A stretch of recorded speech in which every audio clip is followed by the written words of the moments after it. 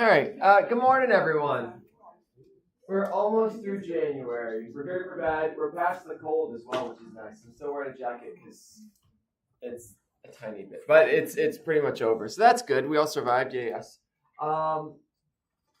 So project kinematics. We're done doing stuff in class. I do need to add a couple solutions. So I think I have to double check if I upload the PowerPoint. I'm going to upload the PowerPoints with like all the problems that were in the PowerPoints worked out. So I'll do that today. And yeah, just make sure you're going through those. Like kinematics is one of those you just gotta practice it. Like there's not much getting around it.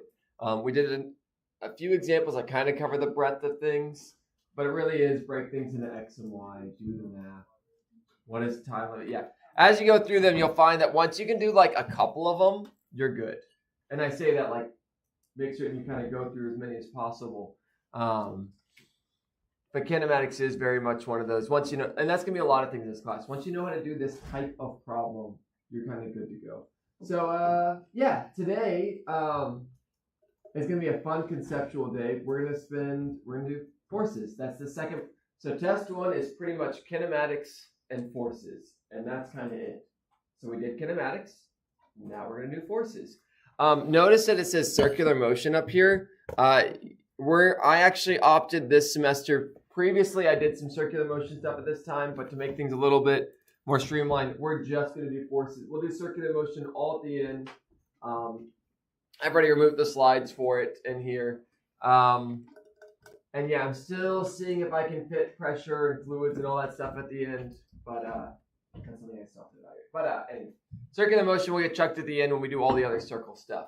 But this will let us just focus on things. So we should have plenty of time to get through forces. We're going to get through this PowerPoint today, Newton's laws, and we're going to start then the next PowerPoint, which is actually like using Newton's laws. So this first entire PowerPoint is pretty much all conceptual, but it's really, really interesting concepts. Like it's stuff that you all probably have all learned at some point, but I can almost guarantee that almost everyone in this room, there'll be one thing in here that you don't expect. Even though it's a bunch of, it's three simple rules that fundamentally you're like, oh, duh. But like they have consequences that you're not going to expect. We're going to have situations where you might think you know the answer because like, oh, duh, of course this. And it's going to be not what you expect. Anyway, they're very, very fun. They're very interesting. And we get to talk about Newton and see what he looked like and all that good stuff. All right. Did you find a good one, Sophia? Yeah. All right. Sophia's got the joke. Reminder, y'all, 2D kinematics quiz due this Saturday. Again, we want to close that out because I want you all to start working on forces and have time to do so and all that jazz. So that's why it's like, if that feels tight, apologies, but it's just kind of part of fitting everything in. That's how it goes.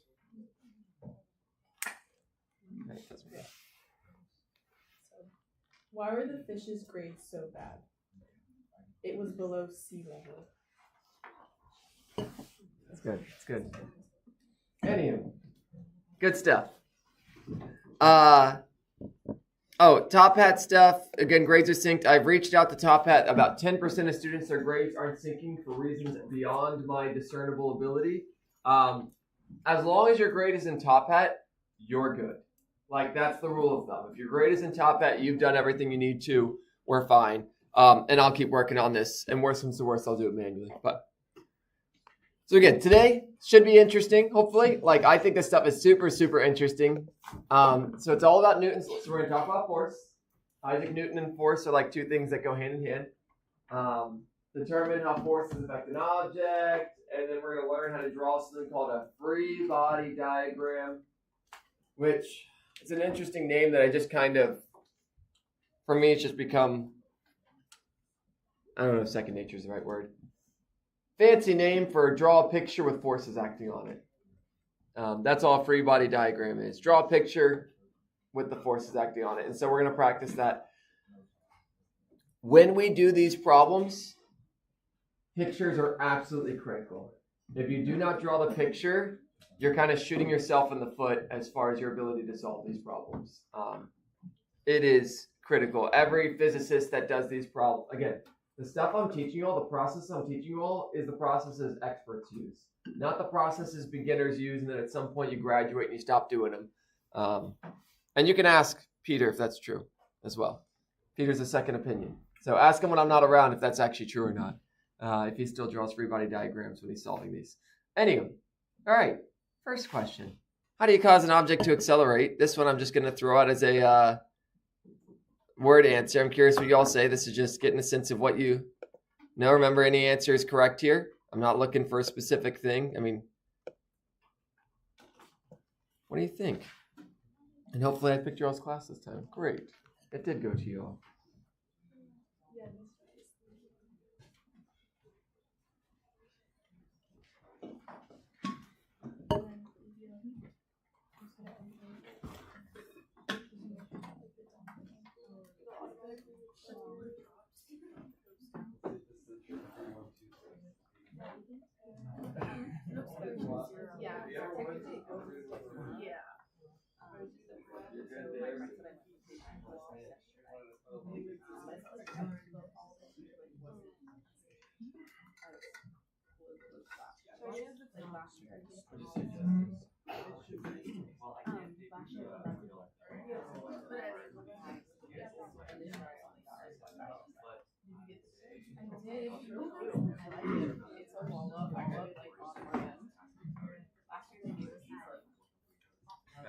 What do y'all think of forces?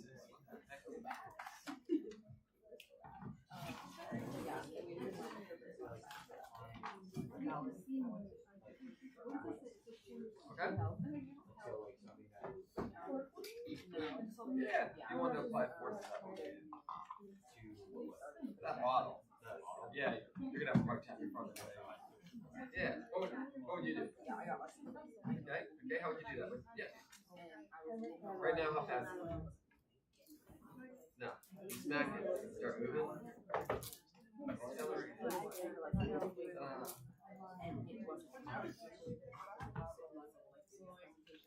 Let's see.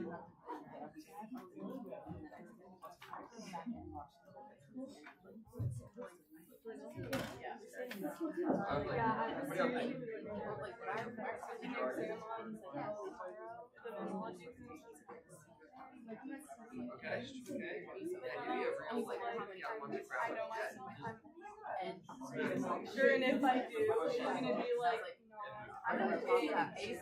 Yeah, exactly. Oh gosh.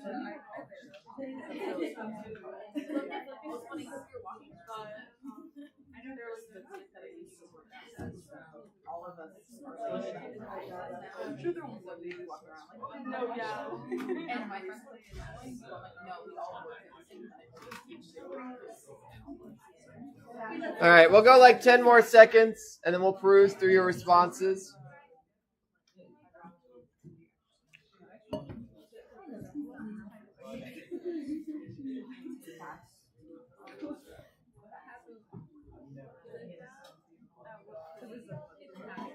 All right, 5 more seconds. 4, 3, 2, 1. All right, we're going to peruse through these. Force, apply force, push it, change. We like this. Force, push it. Object causing more potential, increase the speed, add force. Great. I see a lot of people say force, and then my natural follow-up question is, what is a force? So, y'all tell me. What is a force? It's a jargony word. Someone came up with it at some point. Yeah. Energy acting on something. Ooh, energy acting on something. So someone, same person or anyone else, give me an example of like a force. Gravity is one force. Yeah. A push. If you push something. Something I want to kind of then think about, because it's going to be one of the next slides. When you push something, okay, your finger, this can be tricky to explain. Why does it move? Let's go into that. So great, we know pushing stuff makes stuff move. That's not it. Like, I'm not asking, why does it move? Yeah. Because one force is stronger than the other forces actually. Okay, so something wins. There's some forces and one wins out and it moves. Perfect. Let's get to the nitty gritty. What Why isn't it moving when my hand's this far away from it? When my hand's not touching it, why isn't it moving? Yeah. You all know this doesn't work. Like, what is required in this case for this thing to move? Contact, all right? Let's look at the microscope. What's everything made of? Atoms. Great. So does it mean that the physical atoms are like literally bumping into each other? Maybe, almost. So this is something you're going to learn in physics too, is that nothing is, it's the worst. Nothing is truly touching. You'll learn that when you poke something, it's not actually like the protons are pushing each other. It's not like the electrons are literally balls bumping into each other. You're going to learn about the electric field. Turns out that nothing truly, what does it mean to touch something is a really interesting question. But we'll get to that in the later slide. But I do just want to mention that to y'all that it's going to be, yeah, we'll see in a future slide before I get too much into it. And then Peter might have some things to add as well, depending on it. Because it's a physics, the really interesting thing you can always do is you can keep asking why. So, you say, why did this bottle move? Because someone touched it. Well, why does touching it make it move? Well, because there's atoms and they repel off each other. Well, why do they repel off each other? Because they're the same charge, and charges that are the same type repel each other. Why do charges, like you can keep going. And the really interesting thing is at some point you just kind of have to say, that's good enough for me. Or you get to the point where you just say, that's just how the world works. But that is physics in a nutshell. When people are doing research and things like that, they're just continuing to try to push what about this material? What about this material? Why does that work? And some people are getting really nitty gritty into things that are already understood, or they're looking at new materials. It's an interesting, fun thing to do. That's all physicists do. The hallmark of a good physicist is curiosity. That's all it requires. All right, great. So here's all the stuff we did the last 2 weeks. Kinematics, moving, position, all that good stuff. There's all the variables associated with it, displacement, velocity, time. We're now going to study things that have and last time, everything at most had a constant acceleration. We never had a changing acceleration. Like if it had an acceleration, it was a number, and that number did not change. Now we're going to do problems where that number changes. I'm not going to have you do any kinematics with differing accelerations, but we will have objects that accelerate. And that actually, no, even in these cases, the acceleration will be constant, but we'll find it with something called force. And it's great, and it's super, super useful, and it's super interesting. Yeah, so I you don't need to know anything memorized here, but that's just a quick overview. Okay, it is a vector. I mean, the easiest definition is a force or a push or a pull. Like that's, how do you define force without using the word force? Push or pull is like the classic. Something that pushes something one way or pulls it the other way. Like, i.e., another way of phrasing this, it makes something accelerate. A force makes things accelerate. It is a vector. It has a direction. So anytime I ever teach you all something, and like when you visualize it, there's like a direction associated with it, it's a vector. When you push something, the direction you push it matters. If I push something to the right, that is way different than pushing something to the left. The direction matters. It's a vector. Like I said, physical contact is not required for an object to feel a force. Like that's a weird thing, and I'm going to show you it in the next slide. So the next slide is really interesting, and the next slide has stuff that even if you completely blank out, doesn't matter. Like I'm not going to quiz you on the next slide at all. It's really interesting. And yeah, it's about forces. There is 4 fundamental forces. Every force that exists can be put into one of 4 bins that are separate from each other. So they're categories of these forces. There's the reason for these forces, and they fall into one of these 4 things, and these things are independent of each other. So here they are. There's 4. Again, I'm not going to quiz you or test you on this. This is not something you need to know. It's just very interesting. There's 4 forces in the universe. Every single push or pull that ever you've seen or thought about or reacted to, whatever. Every single time you've seen something accelerate, to get faster or slower, it was due to one of these forces. There's the gravitational force, which you're very, very familiar with. Gravity. You exist in it. There's the electromagnetic force, which you're going to learn about in physics 2. there's the strong force, which I'll mention in a second, and then there's the weak force. Fun fact, most of your interactions are due to number 2.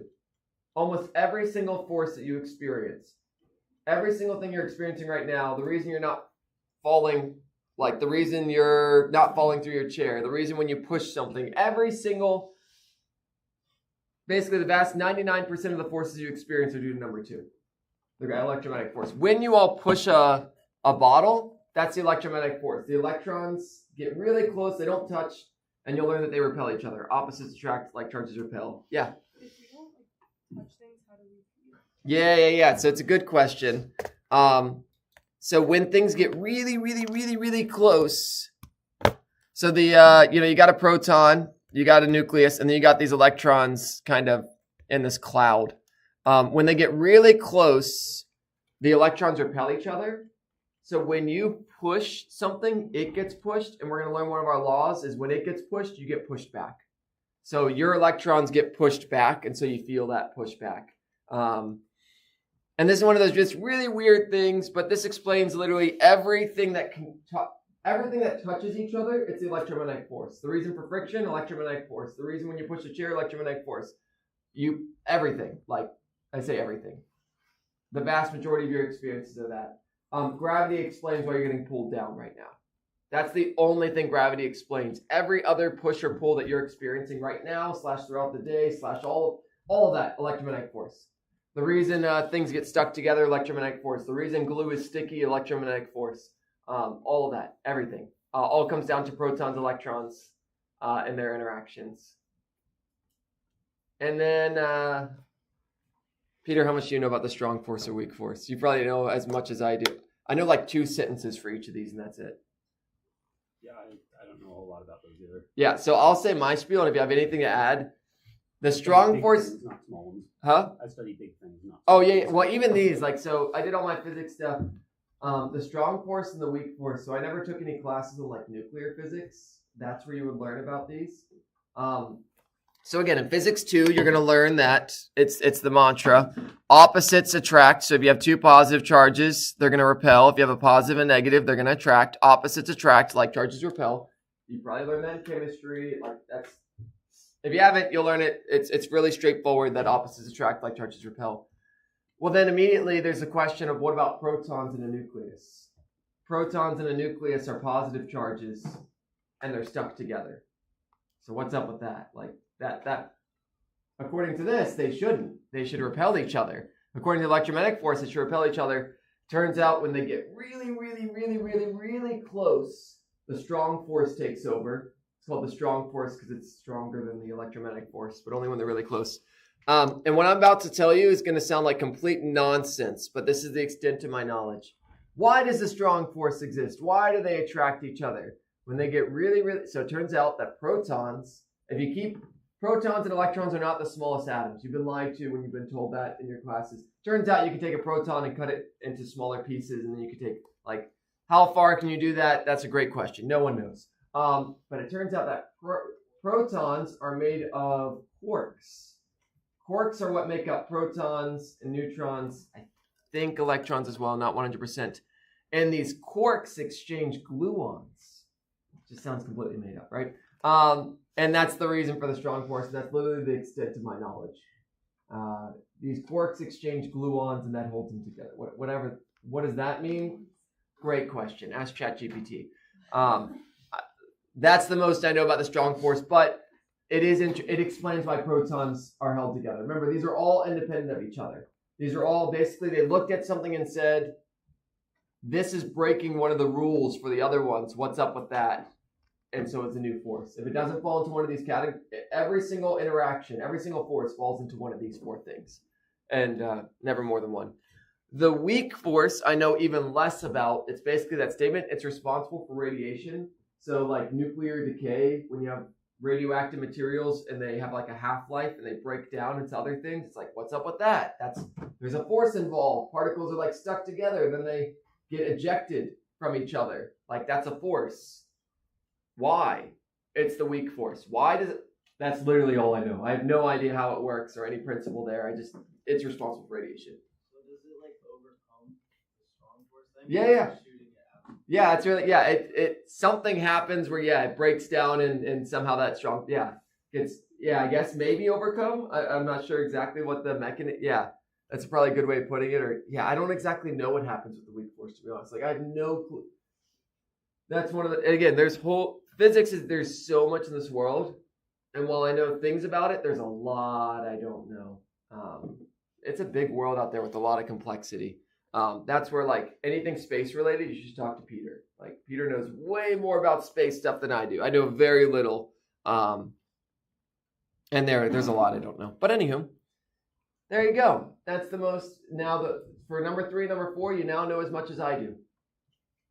Ta-da. And number 1, we're going to learn in this class, the gravitational force. We will cover that in test 2, around that, like before test 2, we'll learn about the equation for that. Electromagnetic force is literally your entire physics 2 class is focusing on that. And it's super, super interesting. Very relevant for y'all. Physics 2, the cool stuff is it explains ion transport and things like your body. Chemistry is just physics like on a macro scale.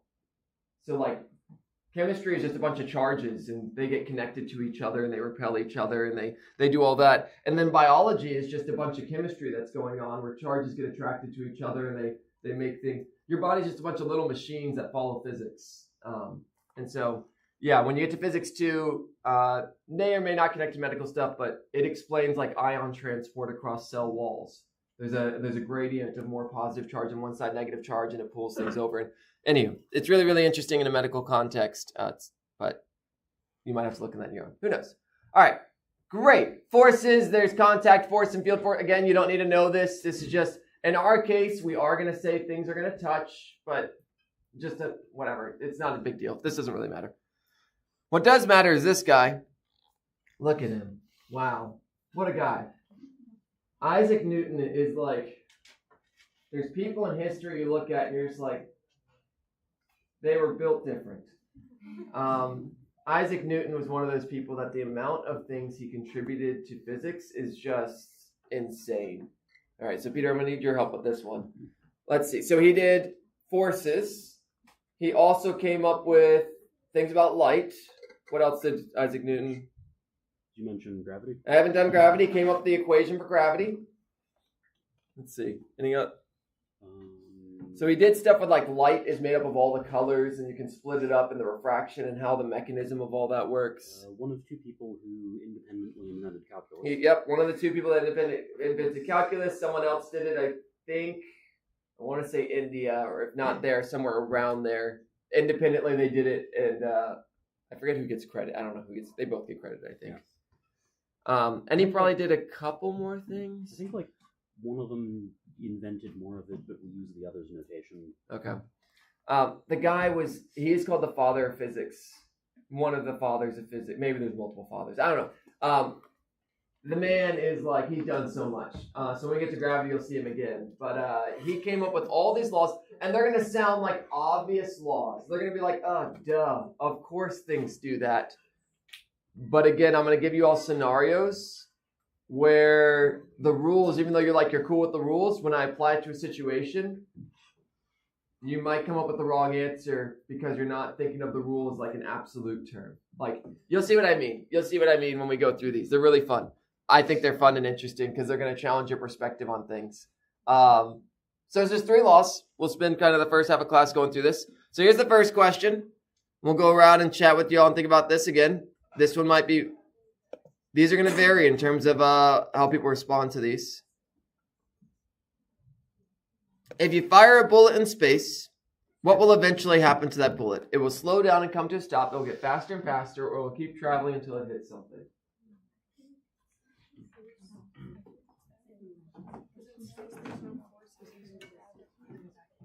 Yeah, like you know how like rocket ships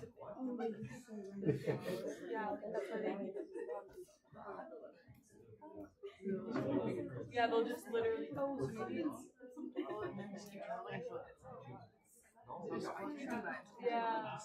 just the acceleration.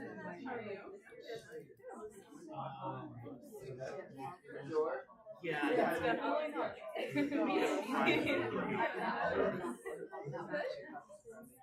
Like if you watch things stop.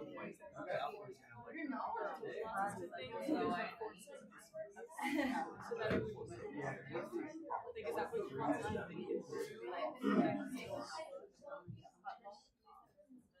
But like talking it through all of the videos, like if it's that rush to respond, not figure out how to get out of the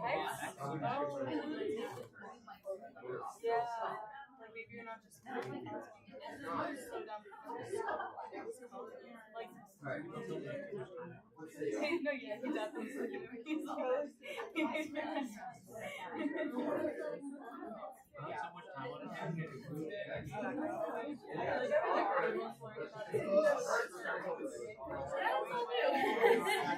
like black face to get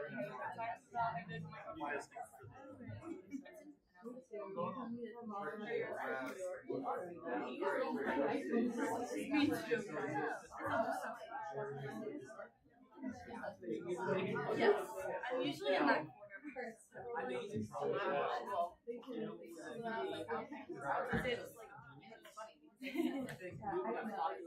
All right. Give you all 10 more seconds or so. We're looking good.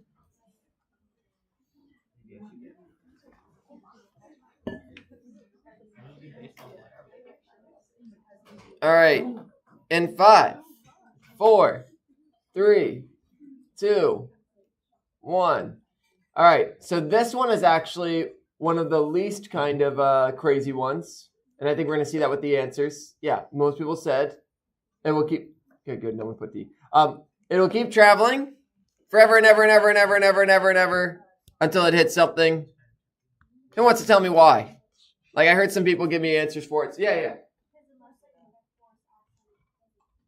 Yeah, unless something else acts on it, it's not going to slow down. And that's what Isaac Newton came up with his first one. So this is like that first. And so that first one is one that you're familiar with. I'm going to give you one immediately following this. That's going to maybe throw you for a loop. A body at rest remains at rest, or if in motion remains in motion at a constant velocity. Okay, so it's man, what a bunch of jargon. But let's just piece this out. Let's put this in more common language. A body that's not moving stays not moving. At rest just means not moving. Something that's not moving stays not moving. Something that is moving keeps moving at the same exact rate unless acted on by a force. And so the way I kind of put this in my own words, things keep doing what they're doing until acted on by a force. They keep moving at a constant velocity. They still move. Just because, when I push a baseball, just because I stopped pushing the baseball doesn't mean it just plummets to the earth immediately. It still goes through the air, but it will not get faster. It will not get slower unless a force acts on it. So if we connect this to kinematics, this is why horizontal acceleration is 0 after you toss an object. There's nothing pushing it left or right. There is something pushing it up and down, gravity. So we do have an acceleration there. Inertia is a phrase you might see come up. It refers to the property of an object to continue doing what it's doing. The more inertia it has, and generally this just means either it's going really fast or it's got a lot of mass. If you think of objects, you've probably heard the word inertia. Things with a high inertia just mean that they're either going really fast, so they're harder to slow down, or they have a lot of mass. And we're going to learn about that in a tiny bit. So there you go, Newton's first law. I am not going to ask you questions on a test saying, here's a scenario. Which of Newton's laws explains this scenario? First law, second law? No, I'm not going to ask questions like that. But I might ask you questions like the one before this. Something gets launched in space. Will it ever slow down? Stuff like that. So that's the things. I want you to know the concepts. I don't care if you know which law it is, but I do want you to know the logic behind them. All right, and now I'm going to attempt to make a question that's going to be a little bit trickier. So a car, you are sitting in a car as it makes a sharp turn to the right. Let me think of the wording for this. You're sitting in a car as it makes a sharp turn to the right.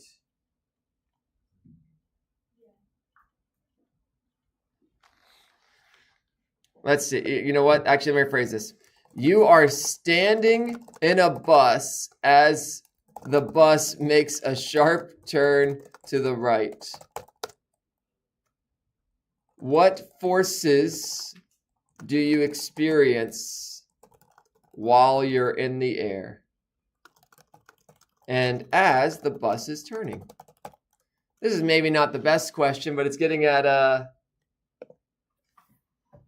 this is the best I can come up with off the top of my head. You're standing in a bus as a ship. Right as the bus turns, you jump. There we go. I need to put that. That was in my head, but I forgot to put it here. What forces do you experience while in the air and as the bus is turning?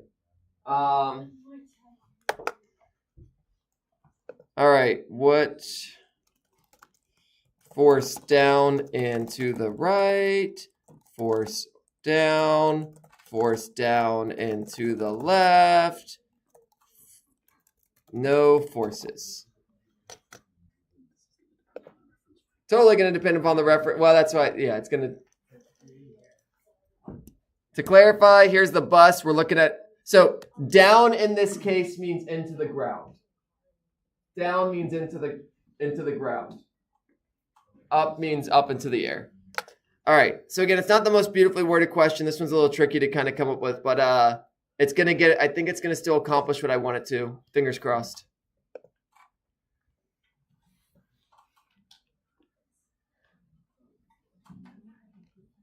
See what you all think. I'll be curious if I've accomplished my goal or not with this. I looked it up. Newton might have published some special cases. He did publish most of it first, underneath his notation for calculus. Newton may have invented it first, but they were all lost. There's a lot of drama around it. Yeah, of course. Both people get these points.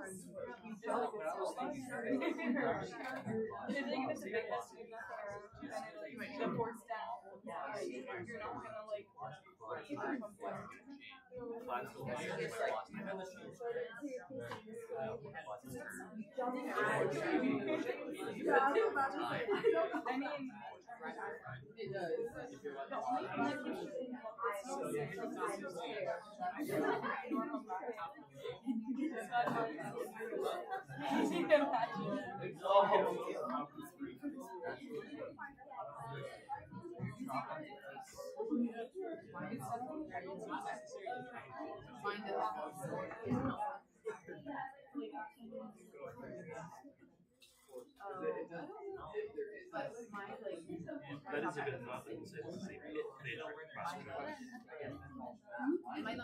That is it. So like as the bus is turning, so like when you're going to see the bus get the bus, when you jump off of it, you're going to still going the same. But when it turns, your life changes. Yes. As a reference frame of the bus. When you're in the air, are you status the car? The reference frame of the bus. This is where you get the whole debate. It's centrifugal force. Yeah, that's right. So the reference frame is solid. It looks as though some force is because the bus is accelerating.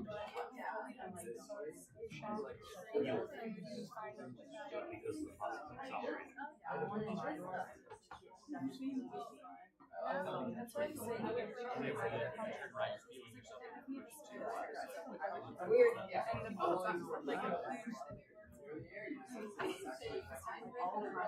So C is also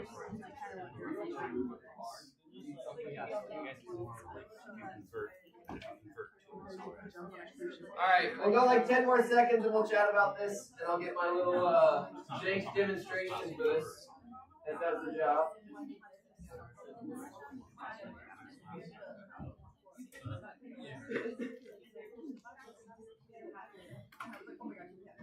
All right, 5, 4, 3, 2, 1, and I'm very curious to see what the answers are here and how if they're varied or not. Okay, so we do have some variation. That's good. If they're all one answer, that would be less exciting. So the answer is going to be, oh, I can't go back to it and fix it. The answer is B. The answer is B. And so again, this is a good foreshadowing of what we're going to practice. When you're in the air, so this is how we draw it. This is us. This is free body diagrams. Everything is a square or a sphere or whatever you want to draw, but square is nice and easy. You're going to find I draw everything as a square. That's a bus, that's a person, that's a car, that's a block, that's a chair. It's everything. Anything you want it to be, a square can be it. What forces, if you have something in the air, what forces are acting on it?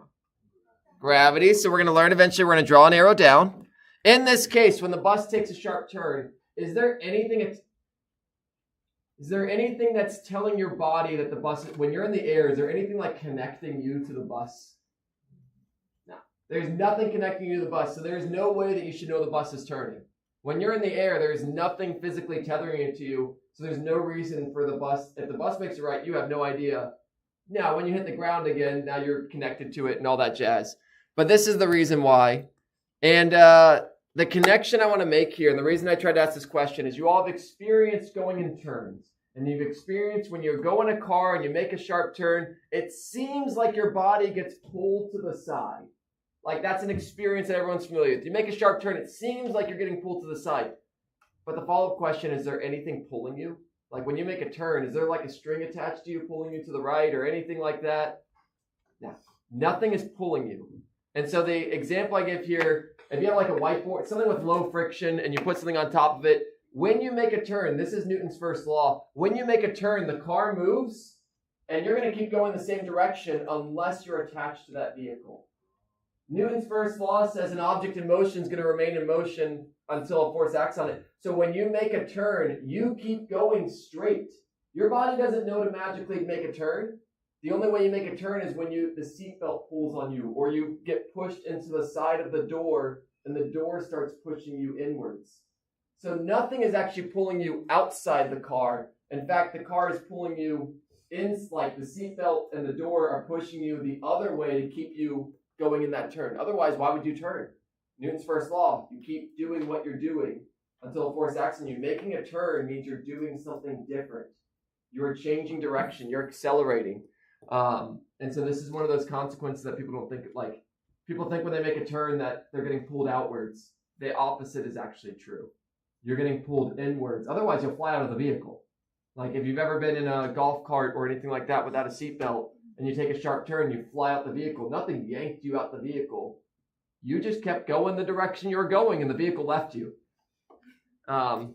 So that's the importance of seatbelts. Same thing, when you all hit the brakes really hard, you're going to keep moving unless something stops you. Newton's first law, an object in motion is going to remain in motion unless a force acts on it. You get to decide what that's going to act on you. Is it going to be your seatbelt, or is it going to be the steering wheel when your face hits it? Or the windshield. This is the most dangerous thing that can happen in a car accident, is getting thrown from the vehicle, because everything outside your vehicle is hard. There's not any soft objects outside your vehicle. That's why motorcycles are so dangerous. Wear a helmet, all that good stuff. Newton's first law. It explains so many things. I would like to defend C as correct-ish. If you convert to an accelerated reference frame, you get what are called fictitious forces, which only exist because the reference frame is accelerated. So in the reference frame of the bus, C is kind of right. But for the purposes of this class, B. Yeah, you're going to hear something maybe called the centrifugal force. It's not a real force. Like, it's useful, but it's not like a real force. It's like that thing that you feel pulling you outwards, or when you all ride. If you ever run, I call them the whirly-durly. They have a better name for them. The carnivals where they have that ride that spins in a circle and you get pushed against the wall. Yeah, they have. I don't know what the actual name for it is. The Gravitron, maybe something like that. It's a ride they have at Carnival where it goes really fast. You get stuck to the wall and you're like, man, I'm getting pushed against the wall. People will call that centrifugal force. Remember, that is literally your body just wants to keep. When you're going in a circle, we'll learn this near the end of the class. When you're going in a circle, if you get released from like this point, you're going to fly in a straight line, because at this exact moment, that's the direction you're going. Well, clearly, we don't want to keep going in that way, or you get thrown off the ride. So the wall pushes you where you're getting like pushed into the wall. Anywho. So yeah, it's a great point, and it is a useful math trick that we use for various things. But it's something you might hear. All right. This one, also, just to make it medically relevant for you all. You know what? Let's just see what you all say. We're not in a super, because I removed rotational stuff. We got some time. Why do people get concussions? Connected to forces. Connected to what we just talked about.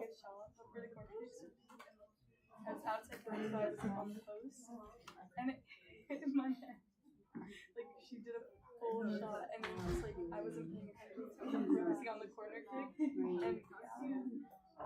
it wasn't about it. It could have been worse.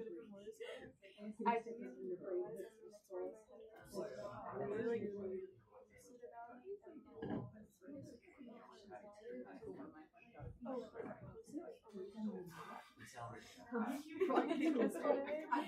Yeah. And she was like, If you have that pad, you should.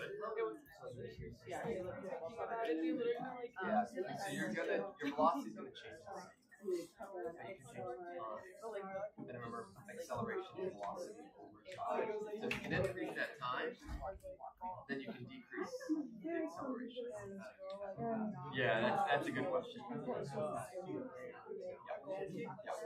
to make the analogy of cars, like optimal zone exists in the car. that's why I don't have it. After I got his like I stopped it got so nasty. If you had a bridge to six grade, you build your balls. Take golf. I like it's so sensitive that let's say y'all. What causes concussions?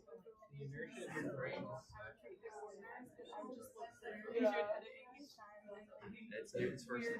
It's the same reason you wear a seatbelt. Yeah. All right, we'll go like 20 more seconds or so. Jot something down if you haven't done so already.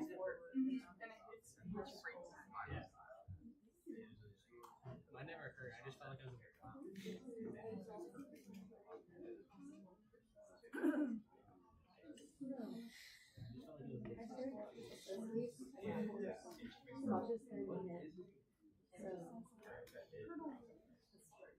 All right, like 10 more seconds.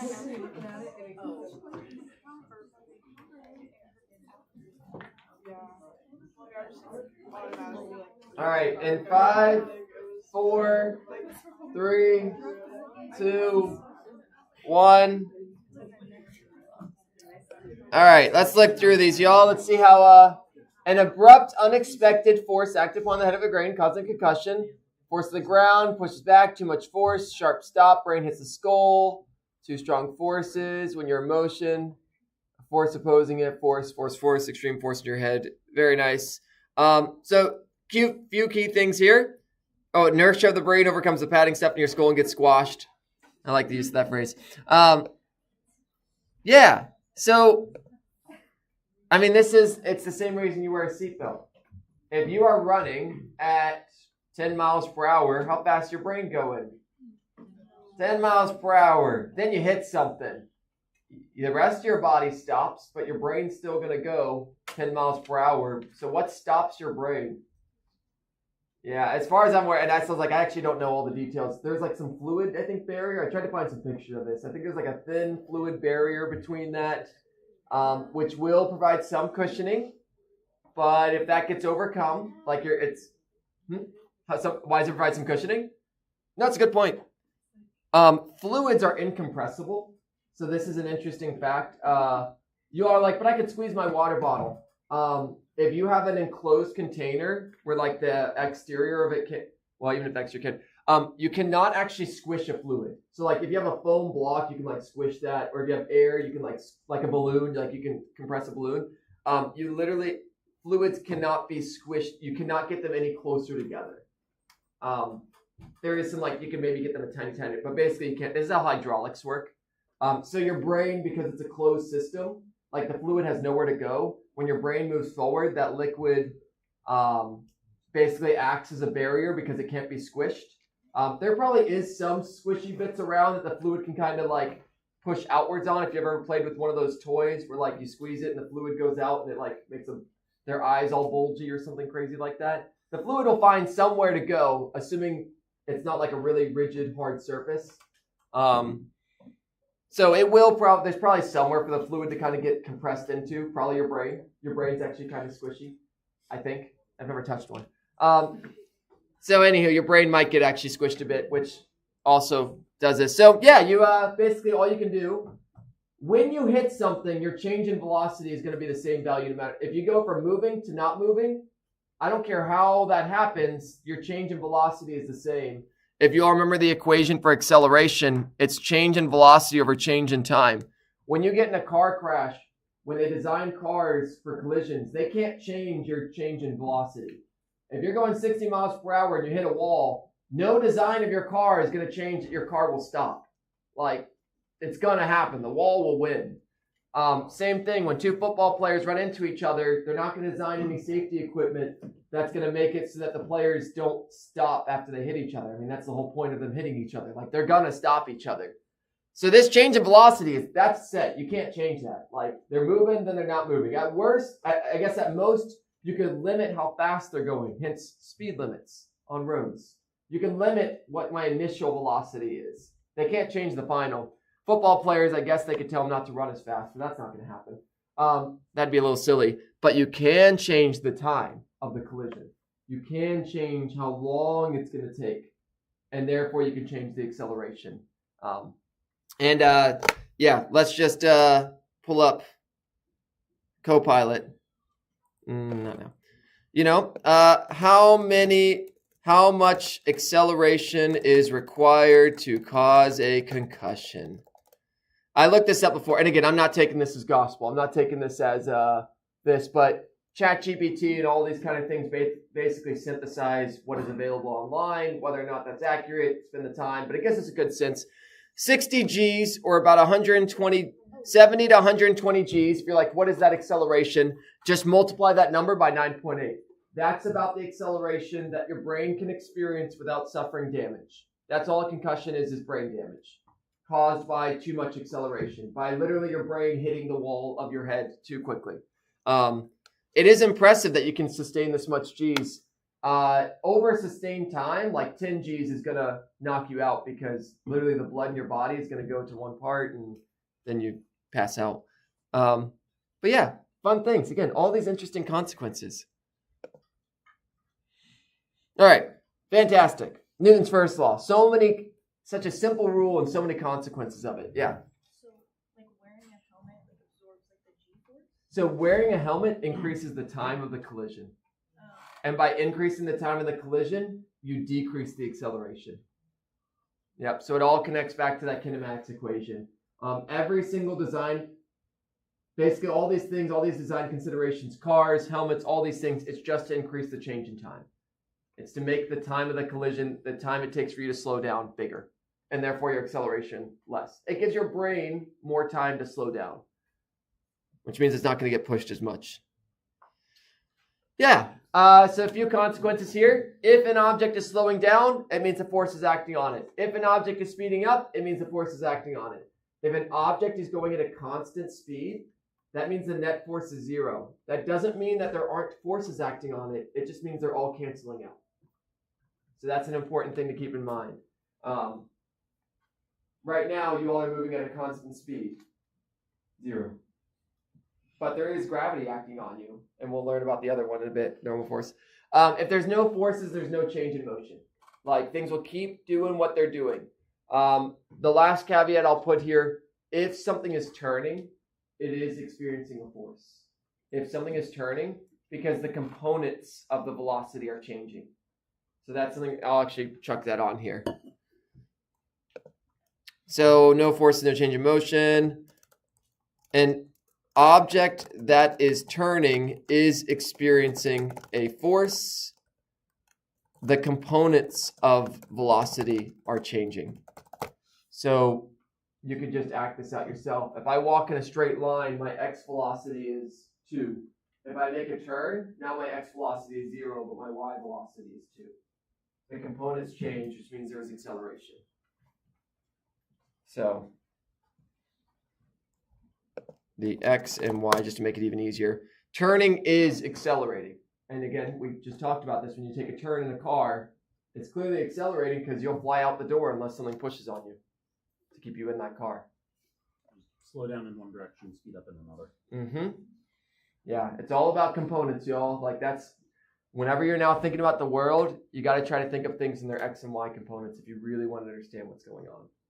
That's just the kind of requirement. It's too complicated to do them together. I don't even know. It's not really possible. All right, one law. One single law, and look at all the consequences of it. And then the law was literally just things keep doing what they're doing. But it explains so many things that you every single day encounter. But yeah, this is just kind of like the little thing to help. Quick summary of it. Okay, now on to the second law. Which is harder to move on Earth, a small car or a big truck?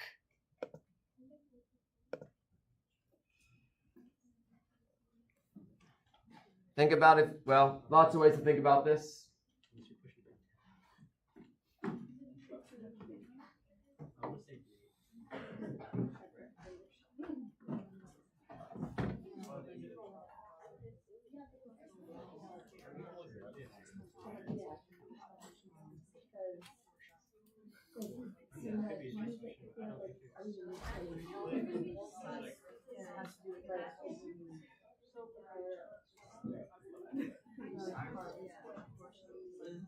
What if it was on a flat surface?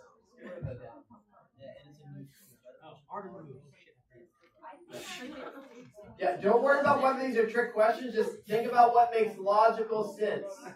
Think about what you know. Think about what makes logical sense. Think about your experiences.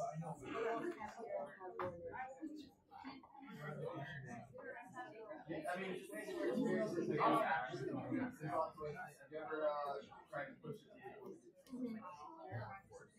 think about let's make another example. What's easier to push, this chair or car? It's the same exact situation. Oh, it was but great. That's very good. If ever there's a scenario like this, you take one that's not sure. Take one that's what's good to a close one in the car. Most you can imagine. Yeah. You can go even more extreme.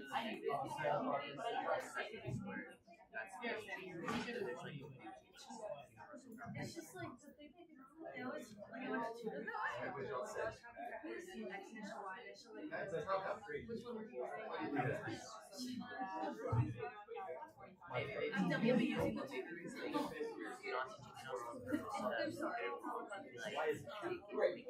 All right, 10 more seconds.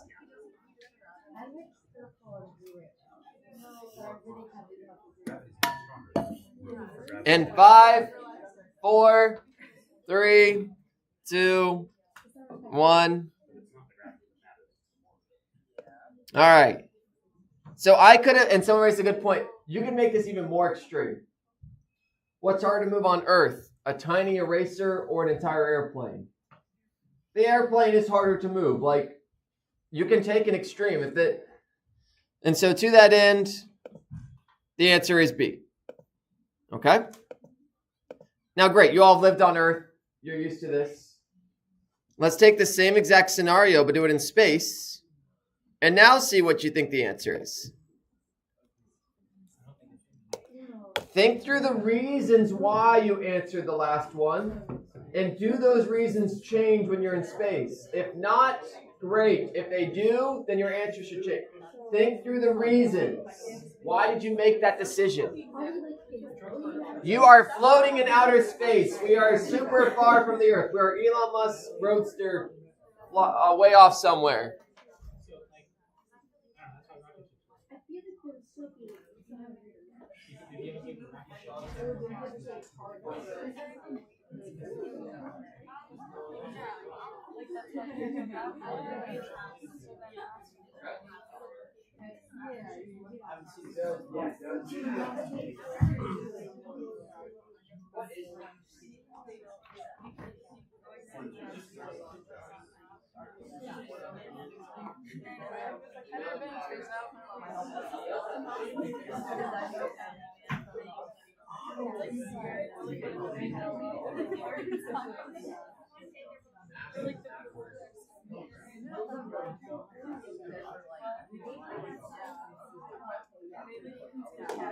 What do you all think?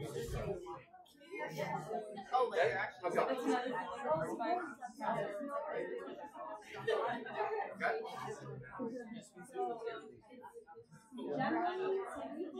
Okay. Okay. Okay. So was that the reason for your last one as well? The reason you started to push a big truck is because of the weight of it? Okay. And then let's apply that. So for absolutely. What's harder to move in space? A big old rocket ship or that eraser? Which one's harder to move? Good. And so that's it. It's the same logic. Are they both easy to move, or do you think one's harder to move?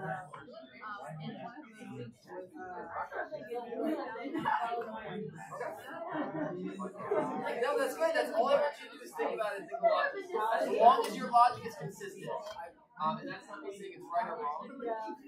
Just heads up on that. But it is just like all I want you to do is think about it. Alright, 10 more seconds.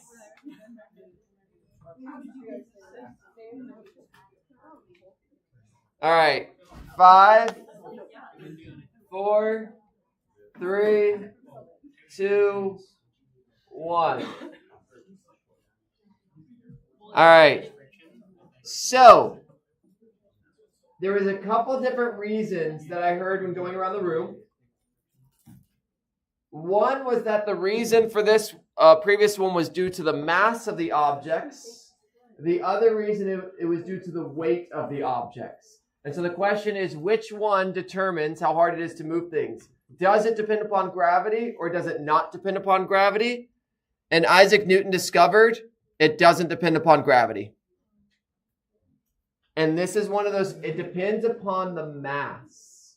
So this is, and again, let's take the extreme. Let's think you went to space and you had an entire planet. You have the entire, look, you all are on a planet right now. And then let's take the other extreme, a paperclip. If you're in space, which is easier to push? A paperclip or an entire planet? The paperclip. It doesn't, and so this is why, again, it's such a simple idea, and it's one you've experienced, but the fact that Isaac Newton came up with this is just like, he hadn't been to space. Like, he hadn't seen any pictures or videos of things in space. He had no experiments to do this based upon. He might have been able to do some, like maybe in an airless chamber, maybe. But he found that the acceleration an object experiences has nothing to do with the gravity per se. It has to do with how much mass. It's really hard to move things if there's a lot of stuff. So here it is. This is a really fancy term for it. The acceleration of a system is directly proportional to and in the same direction as the net external force acting on the system, and inversely proportional to its mass. Look, that's really complicated. It just says the acceleration. Take the force it experiences. How much do you push it?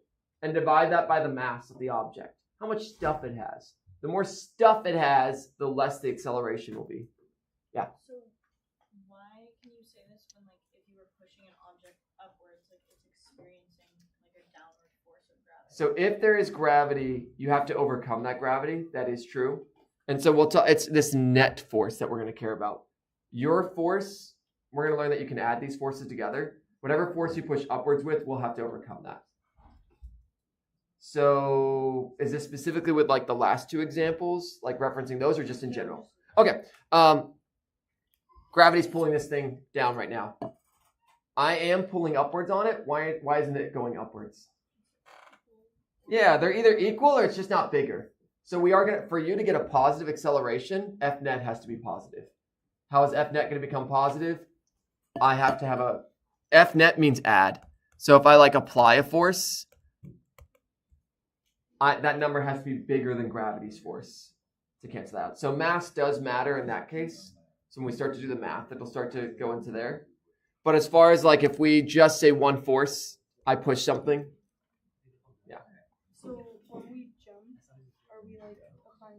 Yeah.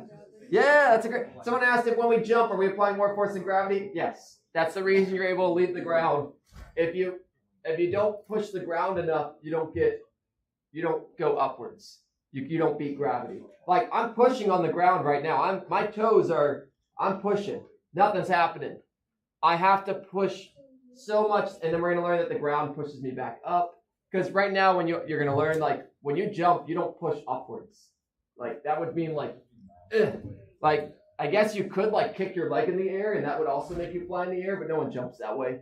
No one's jumping by like throwing their leg upwards and making themselves fly over the air. The way that you jump is you push down, and the ground pushes up on you, which is a fun. So that's foreshadowing. I will say, to help with the on Earth versus in space thing, imagine on Earth you just push horizontally on like a really slippery surface, and gravity's not going to act horizontally. Gravity acts in the y direction. And if you're pushing horizontally, you can see, like in space, there's no gravity. On Earth, in the x direction, there's still no gravity. Yeah, you put giant blocks on ice. What's easier to push on ice? A little tiny car? Get rid of friction. The only reason it's hard to push stuff on Earth is friction. Like, let me rephrase that. According to this, it is mass as well. The only thing that makes like objects stick to the ground is friction. If you remove that friction, there's nothing making it stick. It is so much easier to slide my little pin on ice than it is a giant desk or a giant car. Friction's gone. It is about the mass. And another way to think about this is literally think about what you're doing. Everything's made of atoms. It's really easy to move a few atoms. It's really hard to move a lot of atoms. At the end of the day, that's what this law says. What is mass? But literally how many atoms an object is made of. Like that's not how you calculate it. It's not based. But that is effectively what mass is. Mass is how much stuff you have. What is stuff? Atoms. Literally things with more mass just have more atoms in them. Or bigger atoms. Or bigger atoms. Yeah. Maybe I should say protons and electrons. Maybe that's an easier way to say it. Yeah, the more protons, electrons, that's literally the definition of stuff, is how many protons and electrons it has, and neutrons. And so the more of those, it's literally, what's easier to carry? 2 marbles or 1,000,000 marbles? 2. And so the fun consequence of this is if you're building a rocket in space, sure, there's no gravity, but you need bigger rockets you need bigger thrusters for bigger rockets if you want to achieve the same result. So whenever you see Star Wars and you see the giant spaceships have giant thrusters, like, yes, if you want to get something big, even in space where there's no gravity, if you put a little dinky thruster on something, little tiny thruster on a rocket that's the size of like a skyscraper, it ain't going anywhere. You got to push a lot of crap out the back of a rocket that's really massive to get it moving, even in space. Even when things are weightless. So when they're on the International Space Station, if they go on the International Space Station and an astronaut like pushes it, they're not going to change its orbit that much. Like, it's really big. It's really hard to change. It's big. But if they accidentally throw a wrench or something, yeah, it's gone. Which is actually very dangerous. Anywho, again, consequences that you're familiar with. It's hard to move big stuff on Earth. Turns out that's true everywhere. That's absolutely true everywhere. And the last thing I want to point out here, it's all about acceleration. We're going to talk about forces. The only purpose of force is to find acceleration. Acceleration is the meaningful thing. Acceleration is what determines what physically is going to happen. If I tell you I push an object with 1,000,000 newtons, there's an infinite number of answers of what could happen. If I push the Earth with 1,000,000 newtons, nothing's going to happen to the Earth. If I push this bottle with 1,000,000 newtons, it's gone. Like it's disintegrated. Like it's not going to survive. It's going to fly off super far. Acceleration, actually, if I tell you something's accelerating a certain amount, that actually gives you a sense of a little bit more of what's happening. So, I want to point that out. All right, great practice. So, fun fact: Elon Musk did shoot a car into space. You're like, why did you keep mentioning car in space? There is a car in space. Elon Musk stuck his Roadster on top of one of his first rockets, and it's out there. There's a website for tracking it. Pull that up in a second. But yeah, that's its something. I'm not going to even tell you. 1,250 kilograms. I'm not going to tell you what that represents. See, this is kind of a background knowledge. Do you know what kilograms goes with? What is its mass now that that roadster is in space? Is it 1,250 times 9.8 newtons? Is it 1,250 newtons? Is it 1,250 kilograms? Or is it 0 newtons?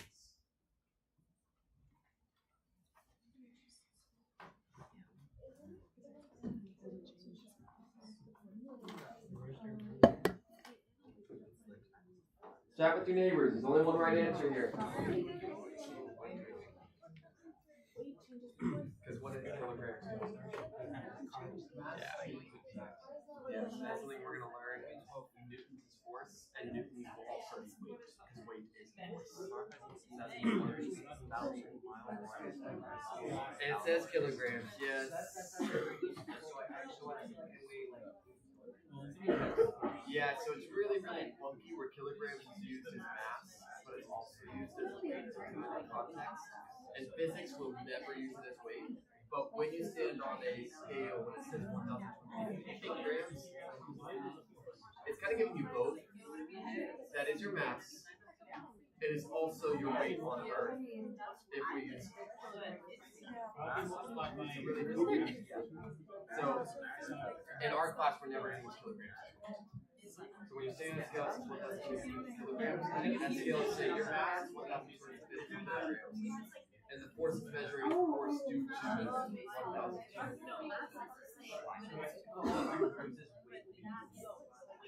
Yes. And so pound is also a weight. And that one's purely weight. That would never correspond. Yeah, that's really weird. So a scale, when it says 1,250 kilograms, I am measuring the mass. This is the force of someone who has a mass of 1,250 kilograms. Yeah. It's a really convoluted way of like thinking about it, but a scale is measured. When a scale says pounds,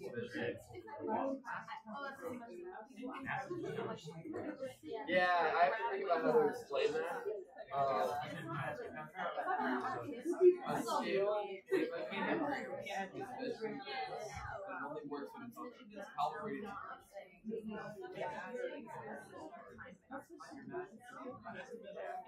you can't really measure it. Actually, it's an interesting question. How would you measure it?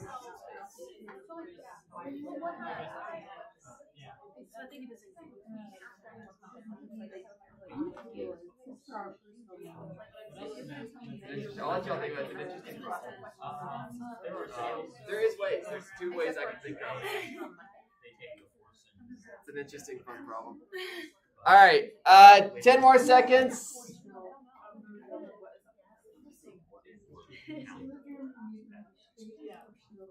All right. In 5, 4, 3, 2, 1.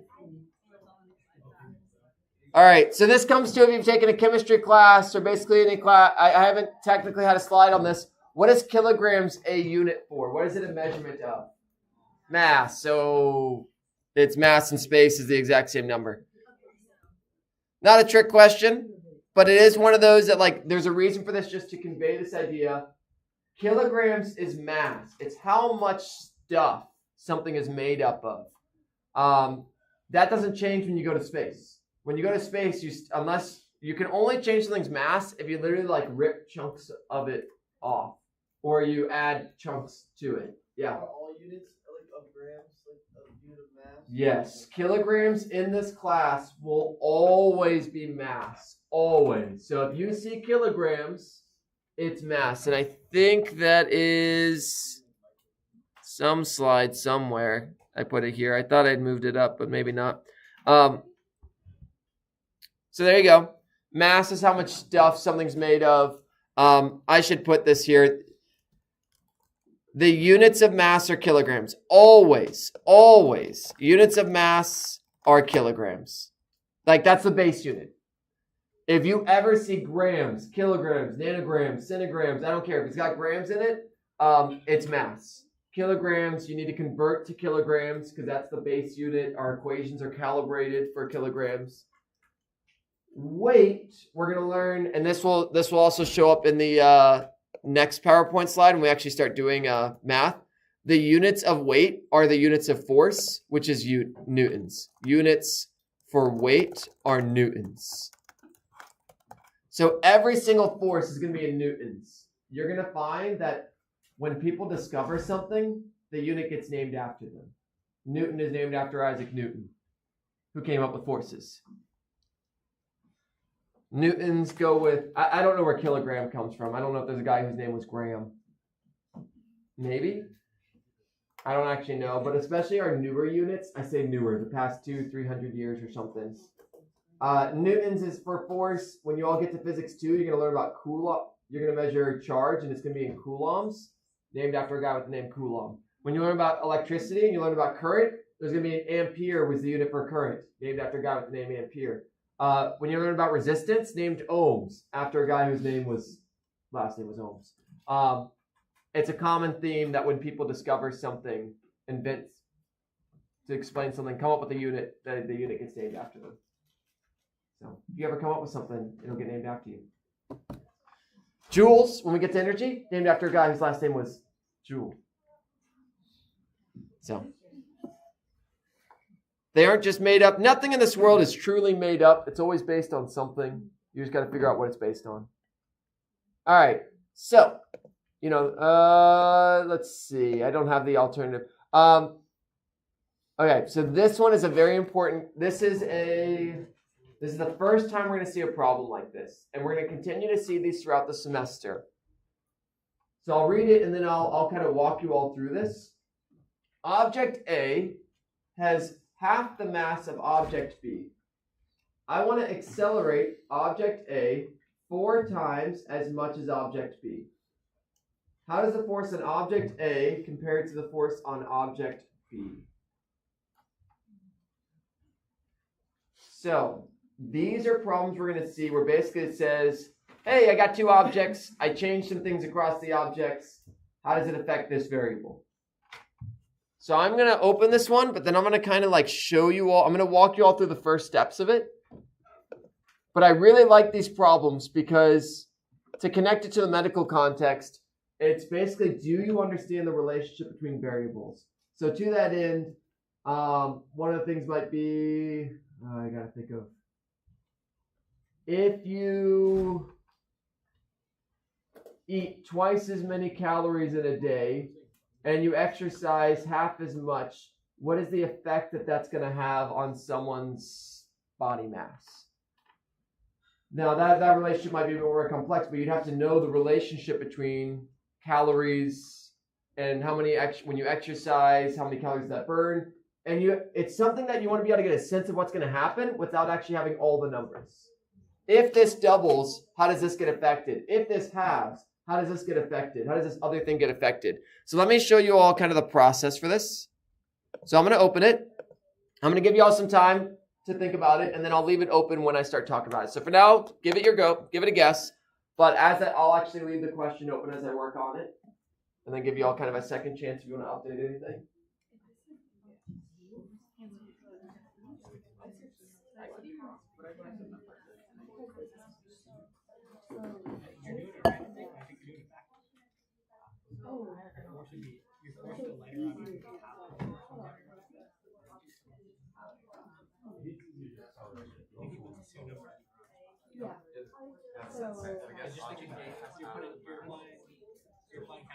So that's the trick I'm going to show you. Yeah. The way you wrote it out is exactly. You write terms. Two givens. It is that process. What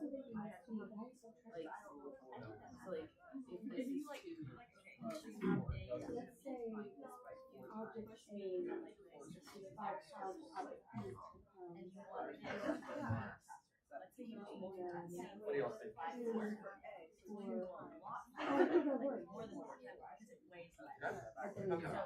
You apply 4 times the amount of force needed. So you cut it in half because it weighs half. So you apply 4 times B equals 4 times stimulus. Okay. You end up applying 2 times B equals Cool. 2, right? And yeah, so you need, yeah,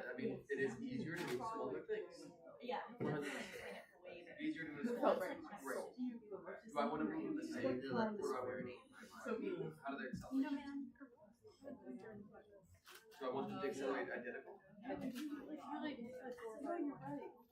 But like halfway, Okay. Well, so that's not me saying you're wrong or right or anything. Don't mean it. Let's go through logic. So object A is half the mass. So is it, how much easier is it? right.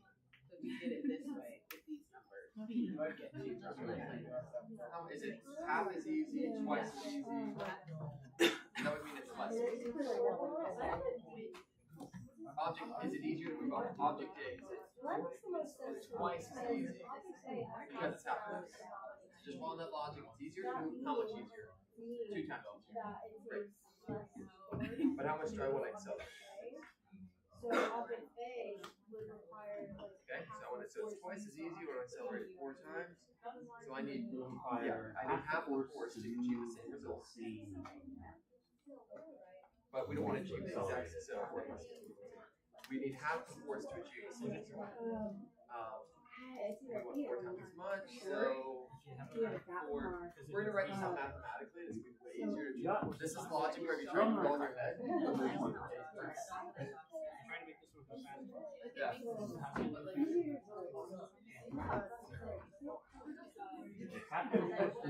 That's good. So let's think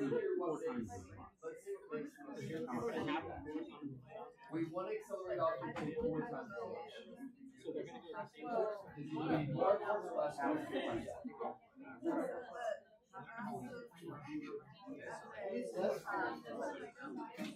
Less force is on the more force is on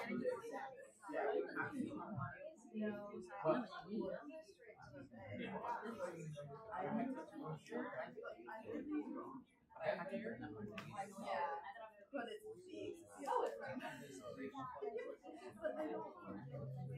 So what equation? That's what we're doing now. What's the equation for all of these? Force equals. The wording Not in this case. You can set balls. That's equals. What happens is so the half the mass. What's that? It's not half of it.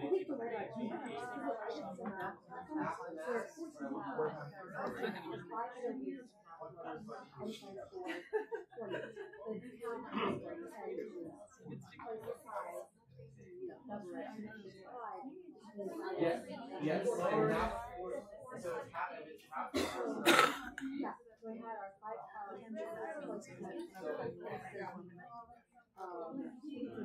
Let me start working here.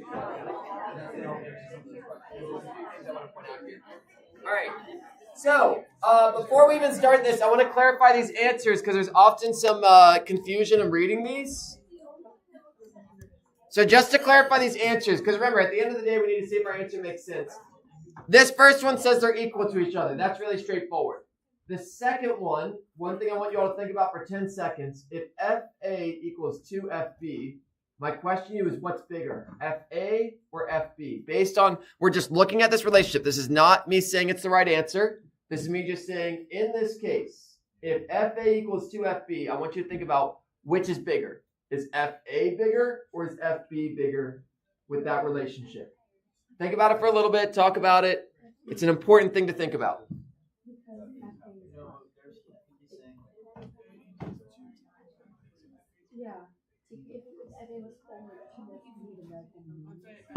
All right.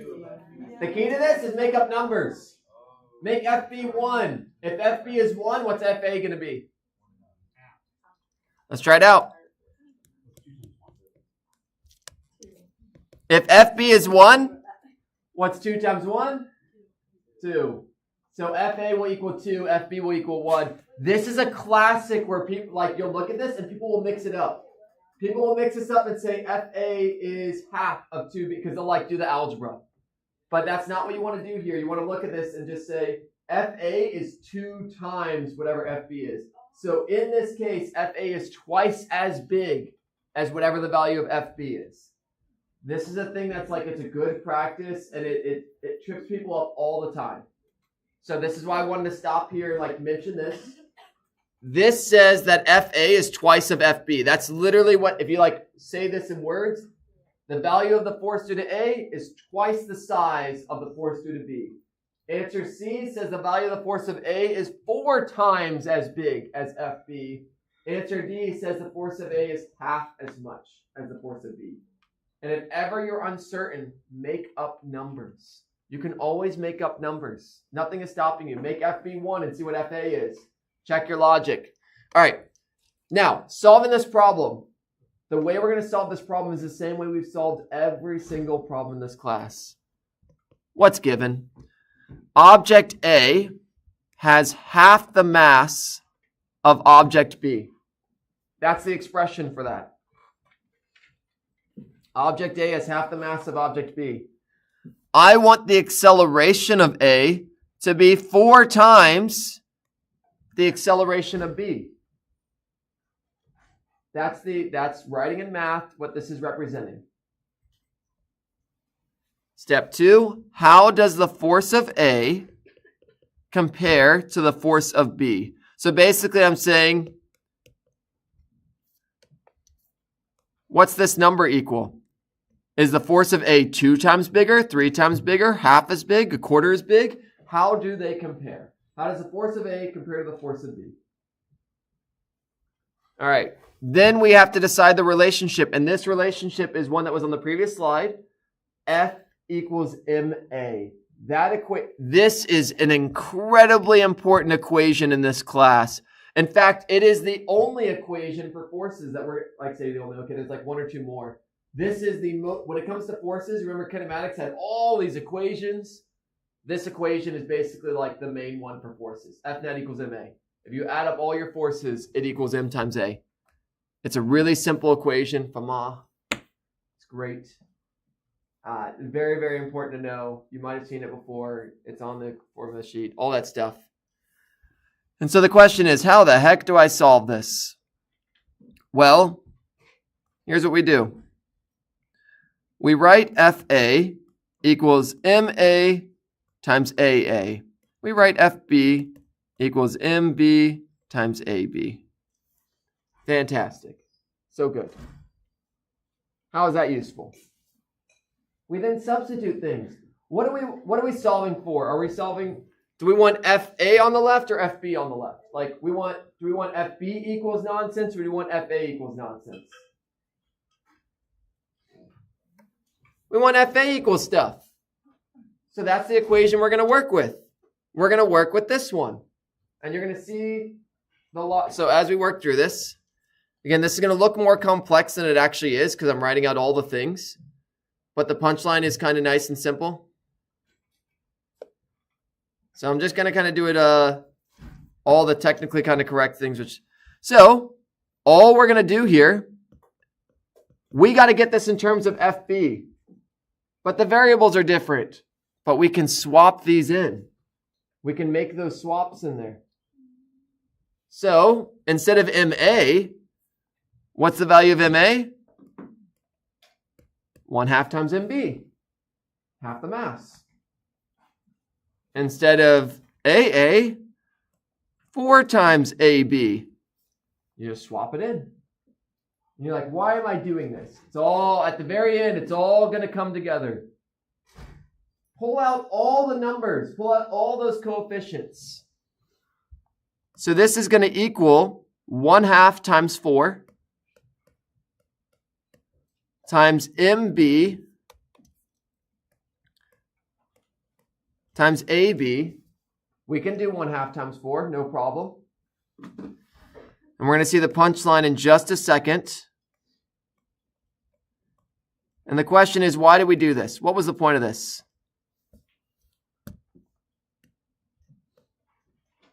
We have MB times AB. What does that equal? It equals FB. We got it in terms of the other variable. Long story short, you just put how the variables change and then you pull out all the numbers to the front. The mass is half, so I put a half in front of the mass. The acceleration is 4 times as much, so I put a 4 in front of the acceleration. And the punchline to this whole thing then is then we can just So this is me writing it out mathematically, all correct and all that jazz. But at the end of the day, it's just making this relationship, saying, how do my masses compare? How do all my variables compare? Then you just take all those numbers and you pull them to the front. And we get that the force of A is 2 times the force of B. Because by definition, the force of B is what's left over in B times A. We're going to see quite a few of these. Like, this is something I like to do. I like these kind of problems because they basically say, are you comfortable with the equations in letter form without numbers? And so the end result is, yeah, that the force is double. It is half the mass, so it's easier to move, but I want 4 times the acceleration. Oh, and if you haven't picked the answer yet, it's still open. So you got a few seconds. And then we'll take a pause after this. We'll take a break. We've done enough. And then we'll do Newton's third law and then maybe some problems. Definitely some problems. All right, so 3, 2, 1, Badoop. All right, great. We all basically got it right, which is, expected when the answer's up there. All right, so yeah, take a breather. We'll come back together at like 9:32. Give you all 6 minutes or so. Rest your brain. Do what you need to do.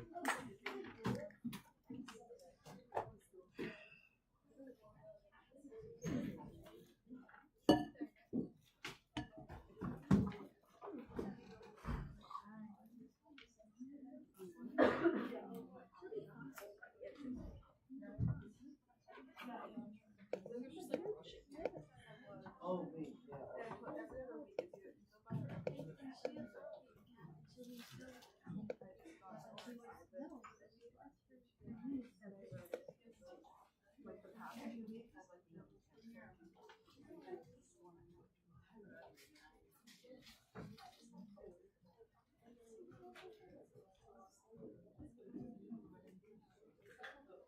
Here we go, Travis.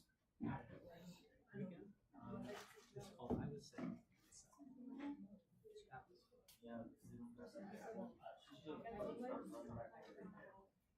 But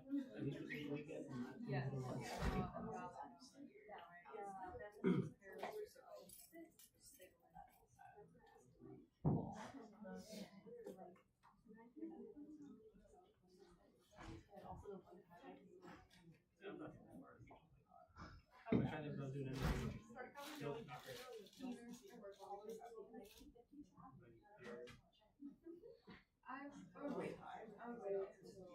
Well, I'm getting an internship for something. And that's why I actually.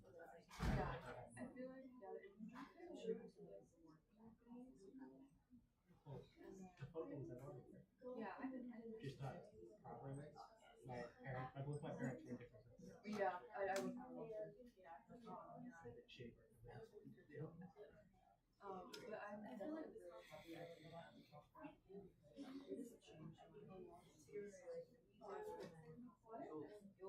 What is your favorite type of physics? Physics can be applied in different ways, and you like astrophysics. Yeah, I enjoy. I mean, I'm already here.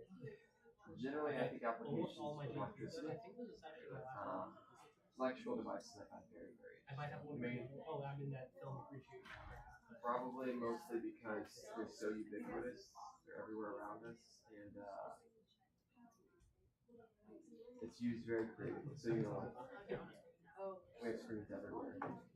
How the heck do you make that picture? Yeah, like LED. Yeah, and there's so much. Nobody writes in IT. And I exist on the fringe of engineering and physics and my interests. So like, you get into like physically, how do you take an electrical signal and like light in a specific color? I think that's stuff like any kind of electrical thing. How do you take an electrical signal and do something useful with it? It's very interesting.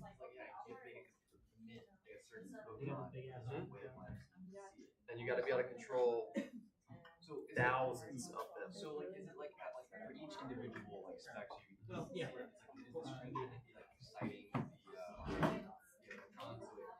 Yeah, so there's different mechanisms. So OLEDs are the newest ones, like the OLED screens, versus this is maybe an LCD screen versus LED, well, OLED's kind of LED. So an OLED screen, because there's different ones. OLED is literally individual LEDs that are so tiny you can't see them with your eyeball. Every single pixel is made up of RGB, a red, a green, and a blue LED. And they can only be one of those colors. Like they can, that's the only three colors. But then it turns out when you have like green and red light together make yellow. Yeah. But if you ever zoom in on that, you'll never, if you zoomed in and you saw the individual, you won't see an yellow LED, you won't see purple.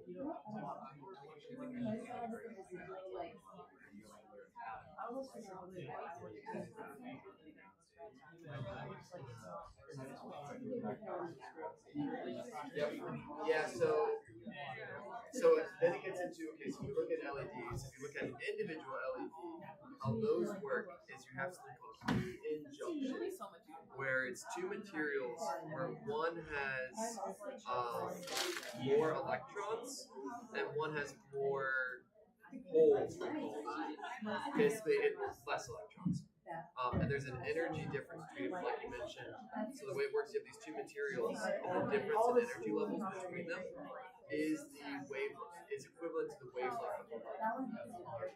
Yeah, so you have these two specific materials that are tuned so that when the electrons drop down from the P jump, I forget which way it goes, from whichever one is the one that has the higher energy level, they basically move across this interface, and when they go from the higher energy to lower, when they drop down there, it emits a photon of that exact frequency, which is a color either red or green, and it's a very specific wavelength of that.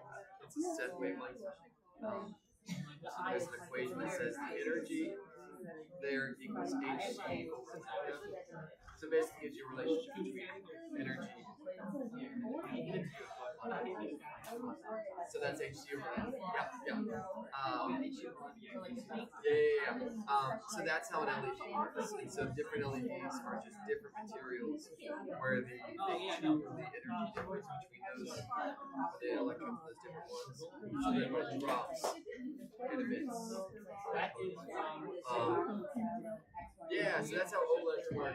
And then you can have LEDs that are white, and the way those work is that blue LEDs, but then they have a coating around them. That's their phosphorus coating. And when the blue LED phosphorus coating, it excites a bunch of electrons, and it is all those electrons that fall back down, and it emits white light.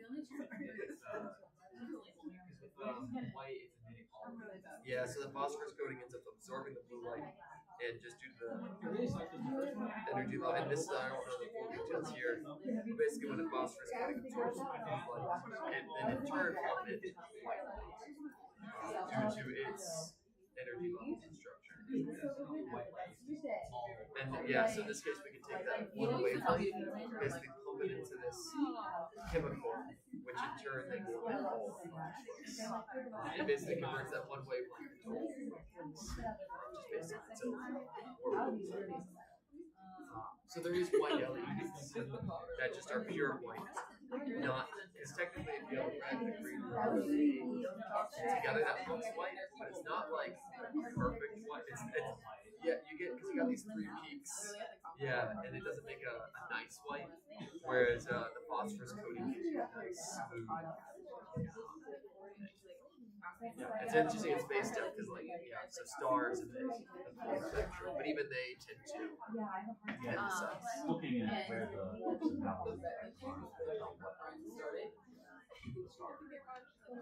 Anyway, yeah, this is the cool stuff with that. I really find this stuff interesting in how you take physics knowledge and you make useful devices with it. That's engineering, effectively.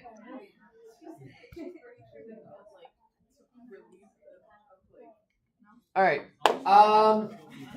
So let's see here. I want to give you all. I'm going to put one more practice example of this just to see if it makes sense.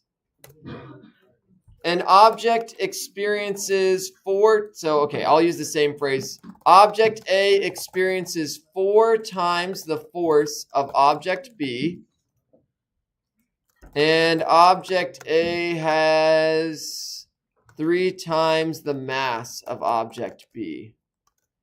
how does the acceleration of A compare to B? So I'm not going to make this a multiple choice just because that would require a little bit more time. But I want to just do an extra practice one because this is a skill that's new, and I want to make certain we're okay with it. So it's the same thing. Write down your givens. So write down your variables in terms of the other variable. Write down what you're solving for. Find the equation. Now, when you find the equation, so I'll give you all a little hint here. In the last one, we're saying how do the forces compare? And I had F equals stuff. In this case, I'm saying how do the accelerations compare? So you're going to want an equation that says A equals stuff. That's the key to doing this problem, making it as smooth as possible. And then you just plug in how they compare and how the variables vary and try it out. So I'll give you all a few moments on this. It is a skill we're going to see throughout this class of like this changes, this, whatever. Try it out.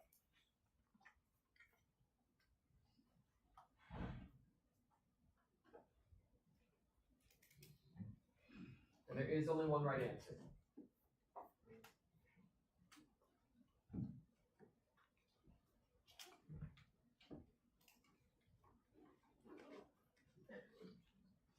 Hey, what's up? I need like maybe 2 IO labs.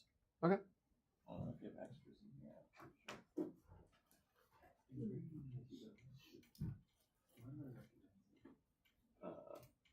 I've been here. Yeah.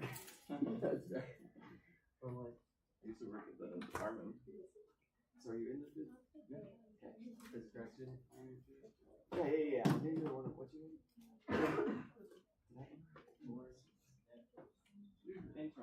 Yeah, but I feel like it's one of those weird like uncanny things. Like I know your TA like assumed all that.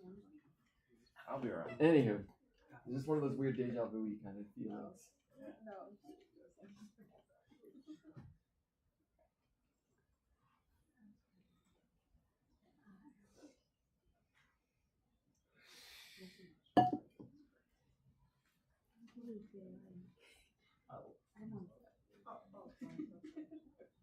Very nice. So now you just gotta move to the next step of basically we're trying to find how the accelerations compare.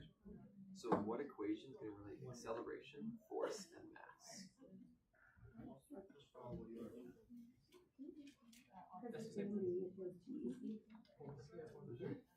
Which just comes from this one. It literally just comes. Yeah. So that's it. So we can write that A equals F over M. I said one and good. And then you can just see how the variables change. You can just plug in, how does the force change?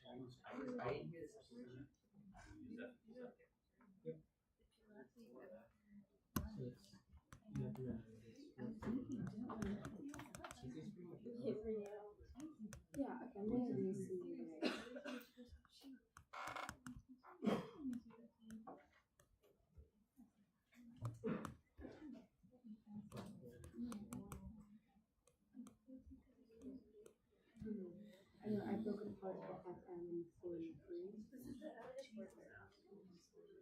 I was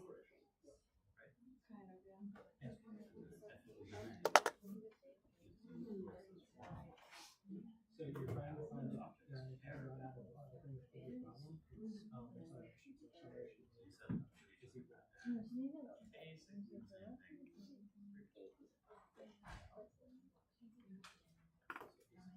What's our relationship between acceleration and mass? Why did he say it's actually A would be equal to Perfect. So rearrange it for A. Yeah, if you just do move things around, A will equal F. If F equals M times A, you just divide the A to the other side, A equals F over there. And that's basically F. There you go. So that's the acceleration of A in terms of acceleration of A. It is 4 because it's 4 times 4 is 3 times. Okay. But no, I think this. No, I can tell you. So we know F net equals MA. So I wrote down the first step, FA equals 4FB, MA equals 3MB. We're solving for how the accelerations compare. F equals MA, great. You can work with this as is and then do the algebra later. I like to work with it now. Let's get in terms of A. A is what we care about. So let's rearrange this equation. If I rearrange this equation and I solve for A, what does it turn into? Force over mass. And so, again, it's always good to take a step back and think about what the math represents. This equation says my acceleration equals my force divided by my mass. Great. Okay, what does that mean? More force means more acceleration. More mass means less acceleration because mass is on the bottom. So it's always good to take a step back and look at this equation. Remember, it means things. As force goes up, what happens to my acceleration? It goes up. As mass goes up, what happens to my acceleration? It goes down because it's on the bottom, because it's getting divided by it. Which again matches what we expect. It's hard to move big things. As mass goes up, it's really hard to move big things. If I push something harder, it's going to accelerate more. It all matches our expectations of reality. So then all we do is we say my acceleration of A equals my force of A over my mass of A. Great, but I want it in terms of B. So just make our substitutions. How does my force of A compare to force of B? My force of A is 4 times the force of B. How does my masses compare? My mass is 3 times the mass of B. We then pull out the numbers to the front, and we're left with FB over MB, which if we had written that down here, that is my acceleration. This is this. So I did it. I got it in terms of, so just to kind of like write that step, that means that my acceleration of A is 3/4. Oh, did I flip? Thank you. Great catch. If you're like, what the heck happened there? That's a great question. A mistake. That's what happened. It's 4/3 it.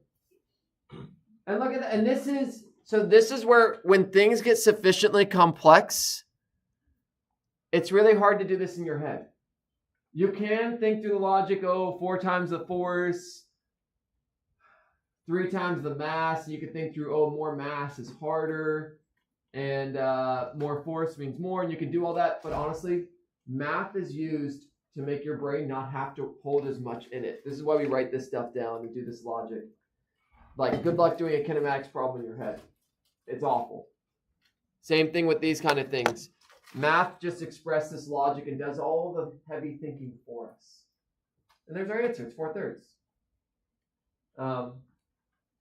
Yeah, sure. The force is 4 times as much, so that's going to make it bigger. But when the mass is 3 times as much, that's going to make it smaller, so it's 4/3. And I don't have to try to figure that out in my head. You try to figure that out in your head, and you're going to make mistakes. You will accidentally flip them in your head, or you'll do 3 times 4, or there's so many things that you could do that would not be correct. So anyway, both of these are here as examples. I'll upload these slides, and I'll have this example as well. You won't see ones like this necessarily in the problem set. If ever there's a problem that I give you, and you're like, I'd like more examples of this, just ask ChatGPT. Like, it sounds stupid, but let's just see what happens. Let's go on over to ChatGPT. You can do this in any class. So this skill is one of those things that, like, nowadays ChatGPT is a new resource available to you for learning things. And so learning how to use ChatGPT is a skill that you're going to, and today, learning how to use AI is a skill set that I am convinced is important for you all moving forward. It's like back in the day, 10 years ago was learning how to Google stuff. The new skill set is learning how to AI stuff. If you're going to be, and you can resist it all you want, but it is a tool. It's like people that resisted using the internet, people that resisted they were like, I like writing my papers instead of typing them up in a Word document. People that resisted using Google were like, I just want to read the books on things. You can get by, but you're like, these tools exist because they make life easier. If you don't use them, that's fine. It's just going to make your life a little less efficient. All right, here's a physics problem.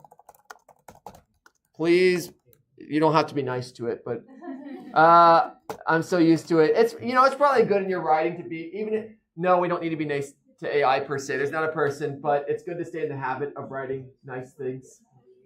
Whatever. Please make several different versions for practice. I have no idea how this is going to turn out. Don't know why there's a picture. Don't want that. All right. The original problem. Yay. Thank you. Fantastic. So again, sometimes you might have to, hey, there you go. And it made a bunch of different example problems of it. And then if you're like, I don't know how to solve, what's the answer for these? You can ask them. Like if you're like, man, I want to practice, okay. What's the answer to the 5th version you gave me? Great. AI at this point is effectively like going to a tutor. Now, it's not the same, like, if you all haven't realized this, in-person interactions can never be beat by remote interactions. Like, that's just a human thing. So this is basically as good as working with a tutor remotely through purely text. It'll be okay. It's like using those like help chat things. Whenever you're on a website, you need help. Calling someone generally works a little bit better, and then being in person with someone works the best. But this is a tool. Use it in this class. Use it in all your classes. You obviously can't use it on a test, but otherwise, use it. Take advantage of it. It's a new skill that I am also trying to learn how to utilize for my work to be more efficient. I still find myself falling into the Googling things, which works, but I am trying to get into the new thing of like, in my opinion, using AI is like a more efficient Googling stuff. And it tends to give you a bit more individualized things. Anyway, we can have different perspectives. Like, that's fun. So I mentioned it, skill, new thing. Great. Okay, let's do a problem. Another problem. So this is a hybrid kinematics and force problem. How are we going to solve this? Write down the givens. Write down what you're solving for. What relationships exist between those things. And see what y'all can figure out.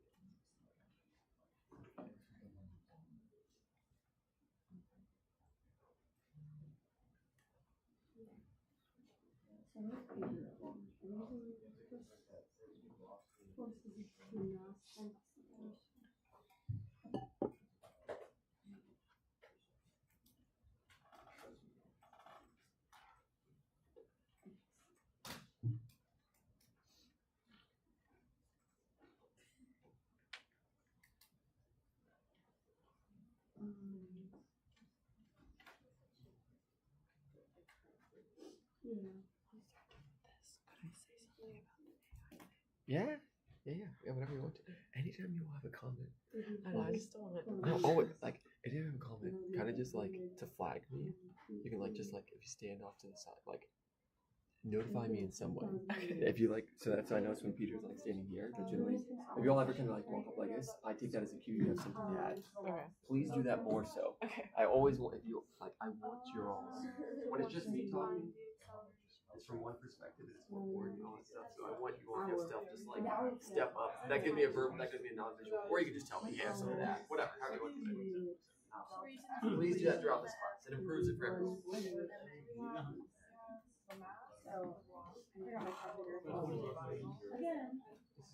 Oh, welcome back. I need one more. There's like a whole, like, students are breaking off, like, the wires in the ILab. So, like, until we can get, like, that's really bad. Micro tweezers. When did you start as a grad student? What? Yeah, because I was a grad student here.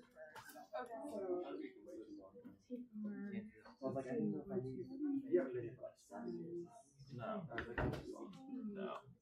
As an undergrad, I did the LA stuff. Yeah. Maybe.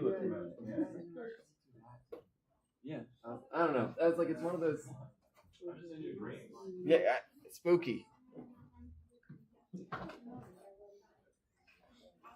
Yeah, I got to see. So that's our velocity, right? So then velocity over time. We have to. Is velocity and acceleration is like What kilometers per hour? What variable? You're gonna convert it to a section, and then what variable does that go with? Not acceleration. Acceleration meters per second. Good. You're gonna have to find acceleration. That's what I meant. Yeah, so it's I knew it was velocity. so it's a kinematics equation. Yeah, so that's where you want to write down your given list of like what does that variable go with? So then we have to use kinematics to find acceleration. But the key to all this, you're like, man, I'm like, write down your givens, like in the variable form, write down what you're solving for, write down the realize f equals of a, and you're like, but I don't have a. You ask yourself, can I find a? And that's the thought process. Yeah. Oh, is that the answer? No idea. I think that's right. That looks really familiar. Let me work it out real quick. Which is always dangerous unless I write it all out. Ooh. Let's just go to the problem set, because if I try to work this out, I'm going to be more likely to make a mistake unless I take my time.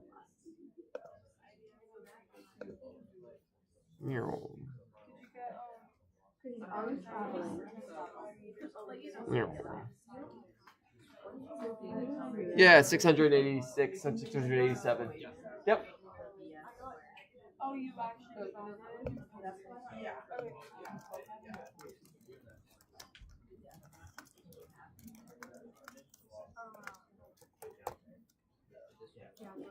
Something like that. 687, 686. 686. Yours is probably better round second.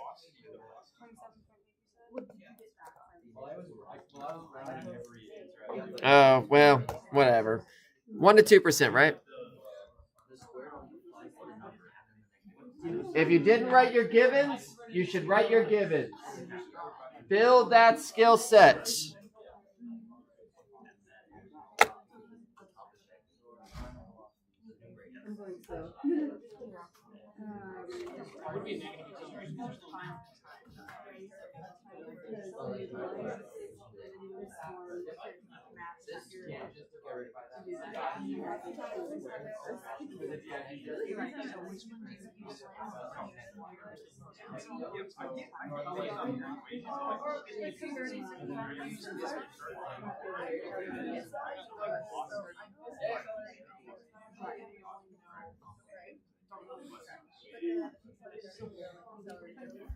Yeah, but the A in the middle is stop. I'm gonna work it out. Sorry, I'm a little slow in the morning. I got the same thing. I mean, mine would be negative, but I don't think. Oh, it is because it's decent, right? Yeah, so it makes sense. I just took the. I always do the long way from math, so I go like slow. I don't know.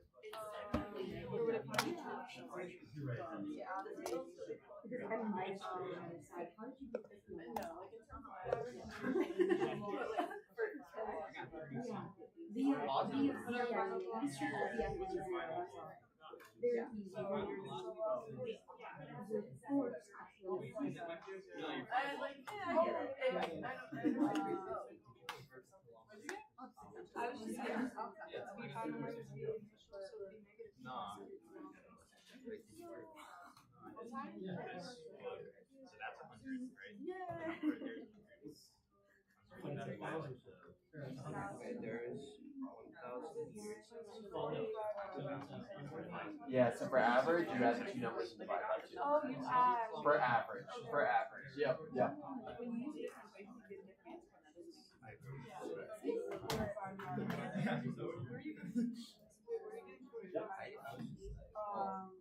And what in this problem? Or in general? That's right.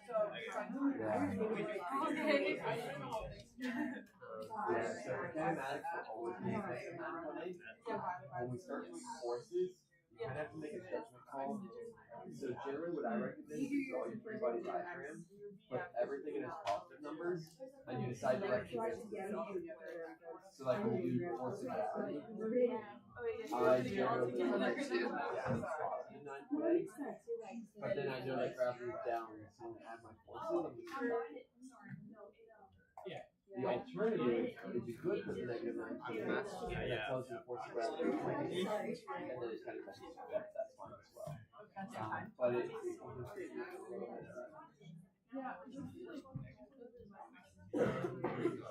yeah, so kinematics always put it. You have to decide the direction of the space. You have to decide when to move. So you can do that beforehand, or as you go through. Like, you can do it based on picture, or based on, or you can just say, geez, take it out. I like to do it based on picture, because I think that's more easy to check. Yeah.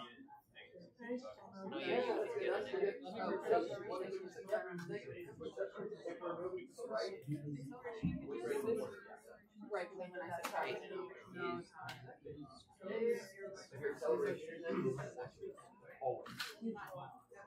Oh, it all goes together. Yeah. All right. So just to kind of walk through these last steps. So the power of writing down your givens and missings. So we're solving for force. So you say, there's literally only one equation for force. Like there's only one equation I've given you a force. So that automatically means we have to use that equation. There's literally no other options. F net equals ma. F net equals ma. Woo. You immediately look at that and say, great, I know mass. What's the acceleration? And that then leads you to deciding, I have to find acceleration. That's the power of this process, is it breaks the problem into pieces, and it helps you figure out, if you just look at this problem, it might not be intuitive to you that you're going to have to find acceleration. But as you go through the steps, that will be revealed to you. And as you get better and better at doing these, you'll be able to make more logical jumps to that and be able to pick this up. But that's the power of doing this process, is it reveals to you, hey, I need acceleration. Even if that wasn't obvious at the beginning of the problem, just going through the motions helps you identify that. So that's why anytime you'll have a blank sheet of paper, immediately I'm going to say what's given, what's missing, what equations will let you solve for what you need, and then you can go from there. Anywho, in this case, great, we need acceleration. You look at your kinematics equations, and the easiest one to work with is VF squared equals V naught squared plus 2A delta X. If you found time, that totally works. You could find time, and then you could find the acceleration from that. Totally valid. Nothing wrong with that. As long as you're following the logic and using the equations, basically the thing that you just need to make sure is you're using the equations. Do not try to make your own equations, because if you're trying to make your own equations, the only way your equation is right is if it matches one of the equations I've given you. Like, that is the reality. The equations we're working with are like all the ones that there are. If you try to do it based on units, you will forget a factor of 2 or a square root or things. Because I had a question about unit conversion. A newton is a kilogram meter per second squared. You do not convert to grams. Yes. Kilogram is the base unit. Do we need to remember that? Or we just need to remember this? Newtons is good. Newtons is good, but if you know what a newton is, you can catch mistakes more easily. Yeah. Because you can do math just to units and get. And if you're like, man, where did that unit come from? What a crazy unit. What's the unit for mass? Kilogram. What's the unit for acceleration? Ta-da! That's a newton, is a kilogram times meters per second squared. If you remember newtons, you'll know that forces are newtons. If you remember kilogram meter per second squared is a newton, you can catch mistakes. And notice when you have the wrong amount of newtons. Is equal to v squared initial plus 2a.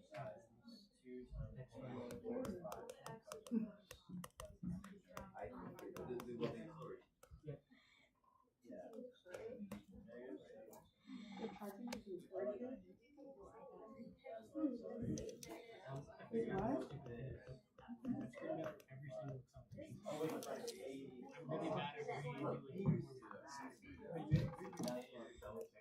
my god, I've heard about this. I think that's so stupid. I think it's literally just a push people like and like that's not helping. Like this is what because they're trying to encourage students to graduate quicker and get you out of school. Yeah, which is dumb. It's like classes. And it's supposed to provide extra classes. It's a name.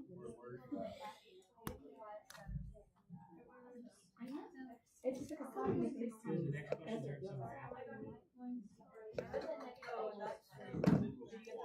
Yeah, to encourage you to graduate on time. You know? Like it's like, they're saying it's free, but it's just saying like it's not free. Yeah. So they're going to charge you more to try to like more for surrender and you need it. Yeah, yeah.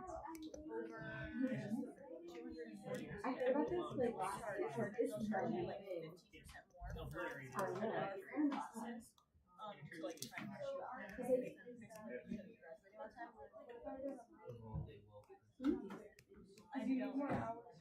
All right.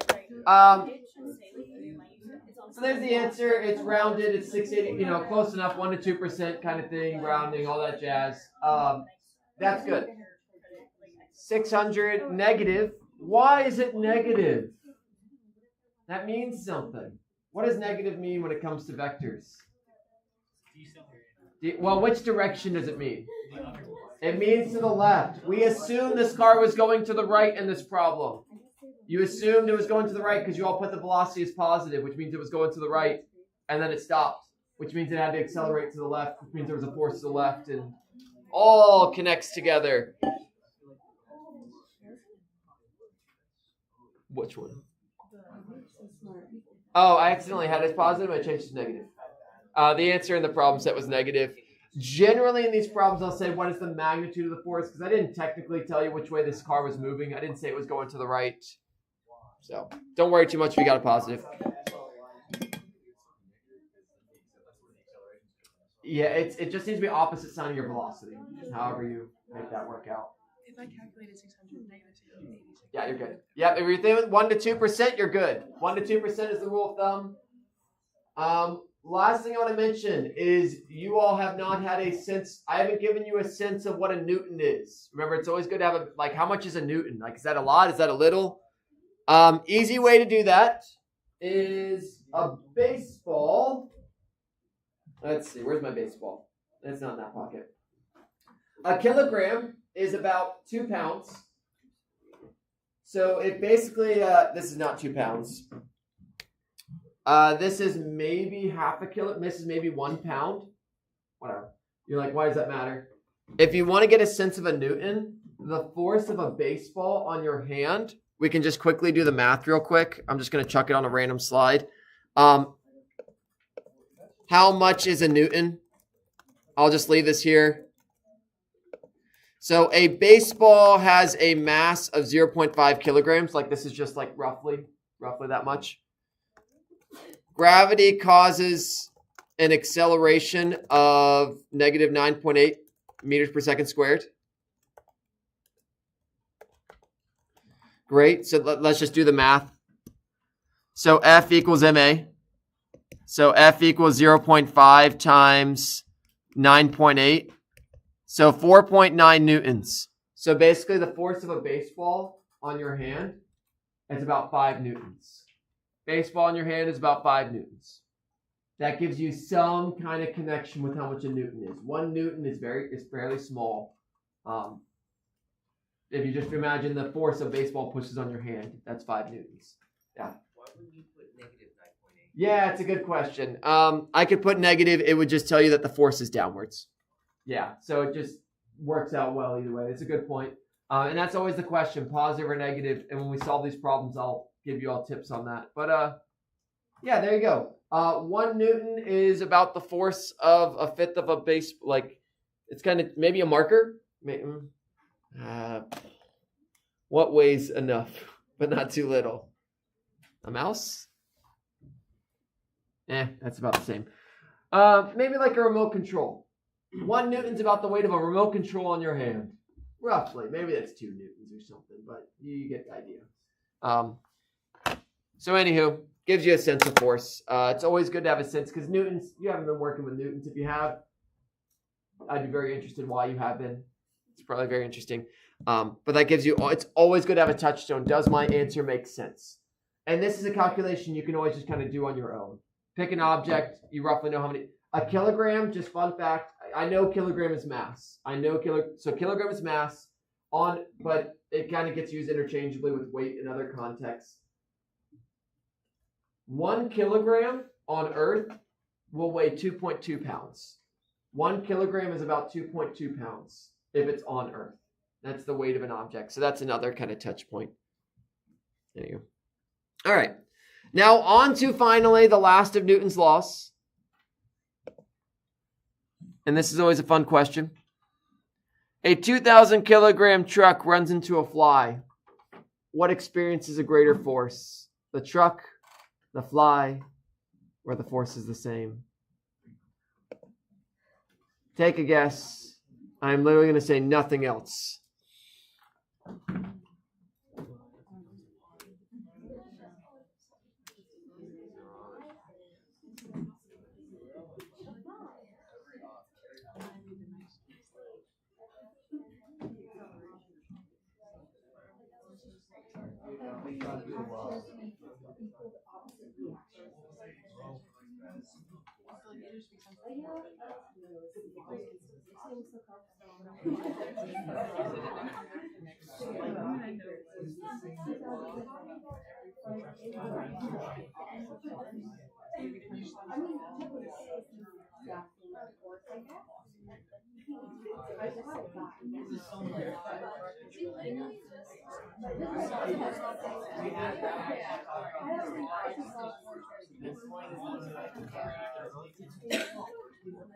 Go with your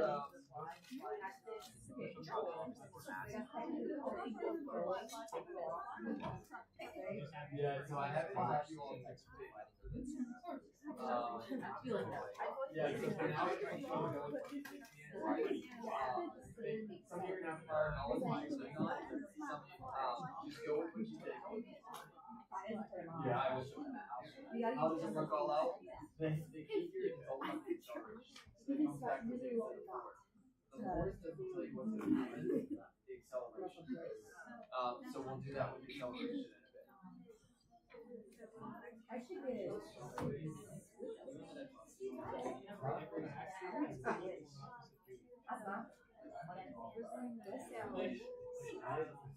So yeah, we're outside the grad school. The year I like left. I should try to do that. Wait, I should get that. Back in my day, it was just Huey the Goose, Chipotle, They had Chipotle? Subway. Do they not have Chipotle Is it the anymore? off-brand Chipotle? No? Qdoba? Oh, sorry, Qdoba. Okay. The other Chipotle. The same thing. What a sad life. All right, 10 seconds. $7? That's all I need, baby. What's a great reward? All right, and 5, 4, 3, 2, 1. All right, you're gonna hate this. The answer is it's the same. All right, this raises the great. It is like, but one gets absolutely obliterated. Correct, absolutely correct. The key to this question, the key to understanding this, so this is going to segue us into Newton's third law. For every force, there's an equal and opposite force. But before I even show you all that, so for now, just we're going to say the force is the same.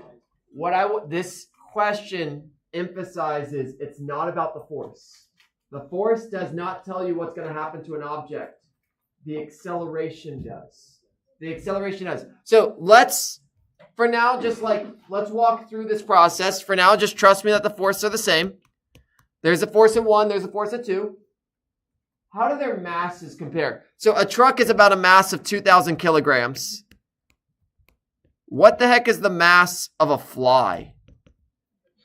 It's like a gram, like less than, yeah, let's just say it's 1 gram. let's say it's 1 gram, and we got to move that to kilograms. These aren't even in the right unit. This is 1 e to the minus 3.001 kilograms.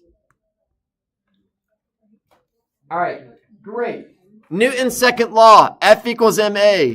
So M1A1 equals M2A2. Where 1 is the truck and 2 is the fly. So then let's make things a little bit more even Steven. So let's replace the let's figure out this conversion. How does mass 1 compare to mass 2? So if we take these, mass 1 is 2,000 divided by 1 e. You know what? We don't even need to do this. Let's just put the numbers in. Let's just put the numbers in. This is 2,000 times A1 equals 0.001 times A2.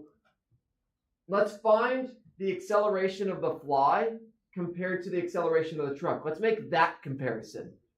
Acceleration is how much its velocity is going to change.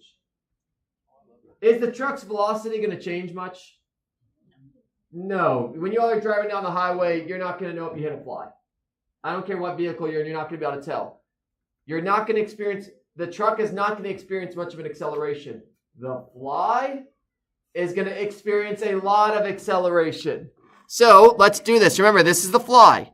Let's find the flies. So A2 is going to be 2,000 divided by 0.001 times A1, which is going to be 1, 2, 3. 1, 2, 3. The fly is going to accelerate 2 million times more than the truck, which kills it. So the key thing here to understanding this law, because this law always makes people feel like, you give these examples and people are like, how the heck does this make sense? The fly dies, the truck doesn't. It's not about the forces, y'all. It's about the acceleration. What happens to an object is the acceleration. The force doesn't tell you unless you divide by the mass. It's not necessarily the same thing, because here we're comparing two objects.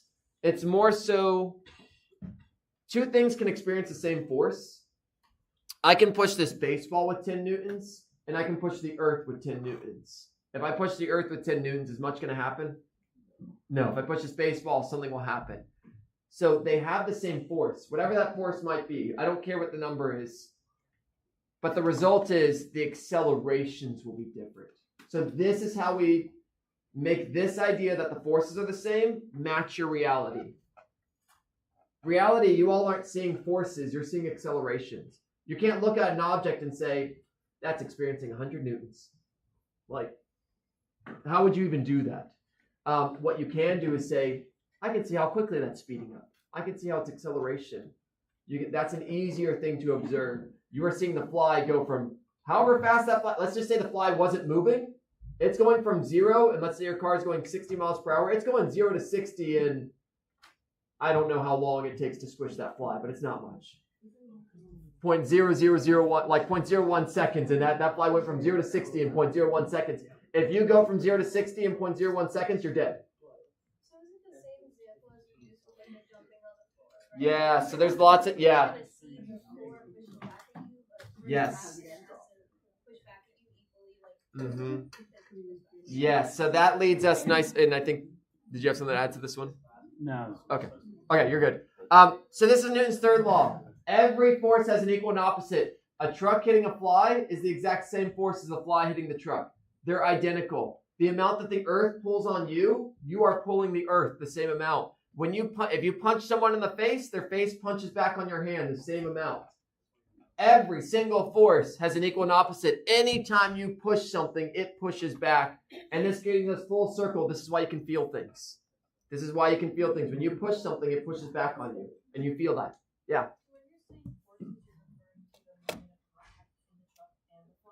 So when I'm referring to forces, I'm saying, yeah, so again, it gets that they push each other the same. It just turns out you don't need to push a fly very much to absolutely destroy it. So the force is exactly the same. It's that push and pull, which results in an acceleration when you divide by the mass and all that. Every single force, every single interaction between objects. If you push something with 5 newtons, it's pushing back with 5 newtons. Always. That's always the case. I guess I do have something to add. If the floor didn't push back, what happens if there's gravity and nothing pushing back? Yeah, so if the floor didn't push back, you'd fall through the floor. Yep. There's lots of examples of this again that you've experienced, and we just got to connect them. Gravity's pulling you all down. You ain't falling. Why? Something's got to be pushing you up. It's the seat. It's the floor. Another easy example. When I push on this desk, I don't go anywhere. And you're like, so I push forward on this desk and I'm getting pushed backwards. Why aren't I moving? What's preventing me from moving backwards? So the desk is pushing me backwards, but I'm not sliding because there's something extra involved here. The floor is here actually pushing me. My feet are then getting pushed backwards and the floor is pushing me forwards. Let's just remove that variable. If I take my shoes off and reduce the friction, it's still carpet, so it's not ideal. But if I push hard enough, I slide backwards. I'm not pushing backwards. Something is. The table's pushing me backwards. So, and again, you can experience in your chair. If you push on the desk, you don't push yourself backwards. You push forwards, the desk pushes you backwards. When you jump, you're pushing down. And yet you move up. What's up with that? The floor pushes you upwards. This one in particular is one that you have experienced, but I have to connect the dots. You got to connect the dots. You've experienced this. You just got to realize, you got to just think about things a little bit extra than you have up to this point. Yeah, and this is where if you punch the wall punches back. Your hand will hurt. If the wall didn't push back, why would your hand stop? So, this one is probably the most, I don't want to say the most interesting. They're all very interesting. But the one most unexpected.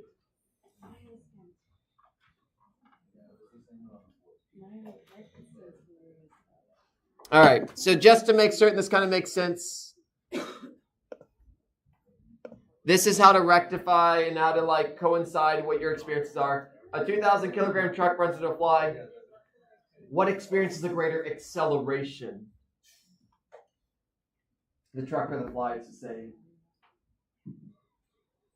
Has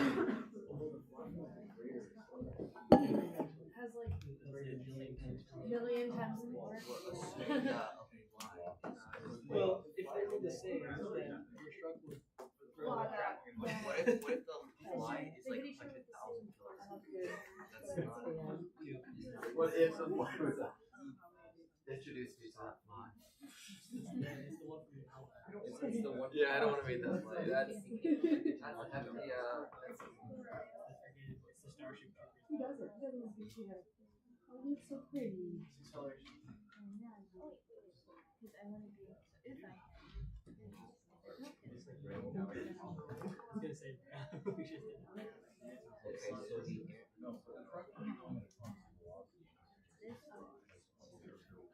Oh yeah, hey, thank you so much for this.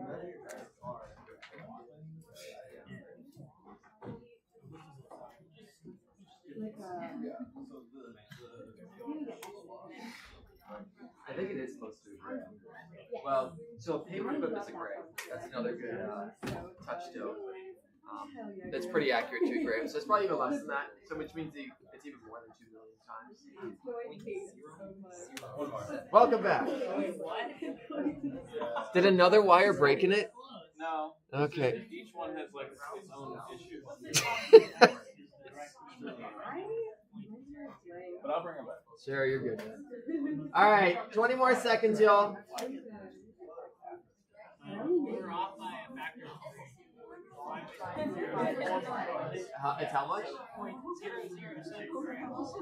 0, yeah, so 2 billion times the acceleration. All right. And 5, 4, 3, 2, 1. Ka-chow. All right, so this is what we did last slide, so I'm not going to rewrite it all. But remember, y'all, the fly experiences this is why it dies. It experiences, And we said 2 million. Another group looked into it, and they found that a fly is actually 0.00 grams. So the reality is the acceleration is like 2 billion times greater or so. Yeah, it ain't going to go smooth for him. So yeah, all these forces are the same. And if you want this to feel more comfortable, if a 2,000 kilogram truck ran into a 2,000 kilogram fly, yes, they're both going to stop. Like, you can see it's going to be a different scenario. So it's all about the mass. It's all about the mass when it comes to what's going to actually happen. If you can't just look at the force and say, yep, that's going to determine. You got to know the mass to actually figure out what's going to happen. Yeah, and so that is all the major concepts. Now, moving forward, the next thing that we're going to be kind of working on is, let's see. Basically, everything I have to teach you moving forward now is just one simple thing. It's FNet equals MA. This is all we're going to basically be working on, and we're going to learn how to find the forces. And this equation is what we're going to spend the next week and a half on. FNet equals MA. Yeah, it's a simple equation. The key to these problems is drawing the picture. If your picture is good, the problem won't be that bad. If your picture is bad, it won't go well for you. And just to remind you all, this FNet means if we add up all the forces, it's going to equal M times A. Now, remember y'all, force is a vector. So guess what we're going to have to do? What are we going to have to do? If we have a vector, what do we have to do to solve it? We got to break it into its X and Y. This is all we're working on. So the great news is, though, at this point, your skills should be getting stronger in terms of writing down the givens and the missing and stuff like that. So this will hopefully this process is going to be a bit more, less equations to use. This is the equations. Like there is like one or two more for finding force. Like we're going to find there's specific equations for specific forces, but they're really simple. So we'll learn about that next class. So for today, all we're going to do is practice drawing pictures, because if we can draw the picture well, that's going to set us up really nicely. And then next class and through this following week, we're just going to be kind of doing this. So let's practice doing the pictures and then see, because again, that's kind of where we're at now. But I'm just giving you all a foreshadowing of this is the last kind of thing that we're going to be covering before the test. Kinematics and forces. So, all right, great. Here's a picture. I am okay with this picture, but I'm going to do a different one instead because it's acceptable. This one says a dot. My personal preference is I draw squares. Pick your poison. So let's see here. This is the one that we're actually going to practice, and it's going to, again, it looks worse than it is. We're just for now going to practice drawing the picture. A telephone pole has 3 cables pulling on it, with one of the forces is 300I plus 500J. One of the other cables is negative 200I, and the third cable is negative 800J. And then it says do some things. Find the net force, find the magnitude and direction. Here, look, you can do a square or you can do a dot. For whatever reason, I do squares. I don't know why. Every object is a square. That's a person, that's a car, that's a telephone pole, that's every object. You start there. And then we're going to draw these arrows, and these arrows are all going to start from the middle of the object. It just helps organizing our information. For now, just trust me that this is helpful, and we'll see as time goes on that it's helpful. So every single arrow, we're going to draw a bunch of arrows. This is just examples showing you what I mean. Draw these arrows, draw these vectors starting from that. You got a square, circle, whatever you want. Draw that first vector. It's 300I hat plus 500J hat. Then try the next one. So I'll give you all some time. Try to draw these arrows. We practice vectors. Even though it's forces, it's the same exact process as every other vector we've drawn.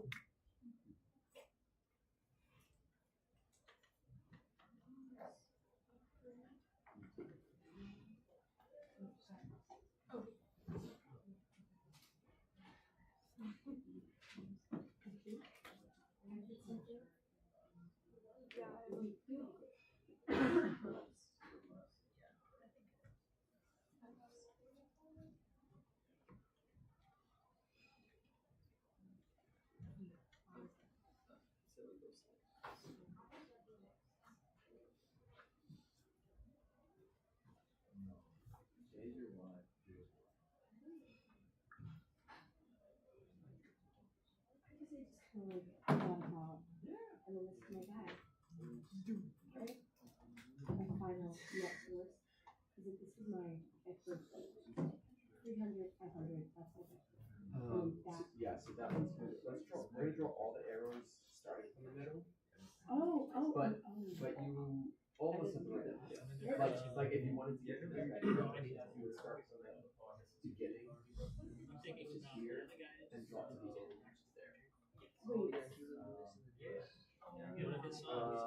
You have which way is S2? He's in the blue. Yeah, perfect. If you wanted to combine them, then yes. Except you have the right idea. Well, we can like draw that off to the side somewhere. So yeah, you right here want to this up. So then the text all the arrows. Starts here. Yeah, I did So that. we're sure we can draw that arrow. Wait, where's your third arrow? So we draw that one. This will draw that one. That's the net.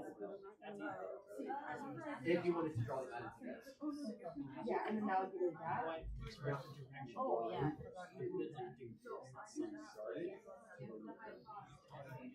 Remember when you add vectors, you start your like total, where you started, to where you. So I So know then that it would be like, or that's the direction. Oh no, that's not. So how do I Yeah, express the direction? So we just do this is great. So I'm gonna draw that. Then we draw that arrow. Then we draw that arrow. And assuming you drew them correctly, that will give you the right result. Yes.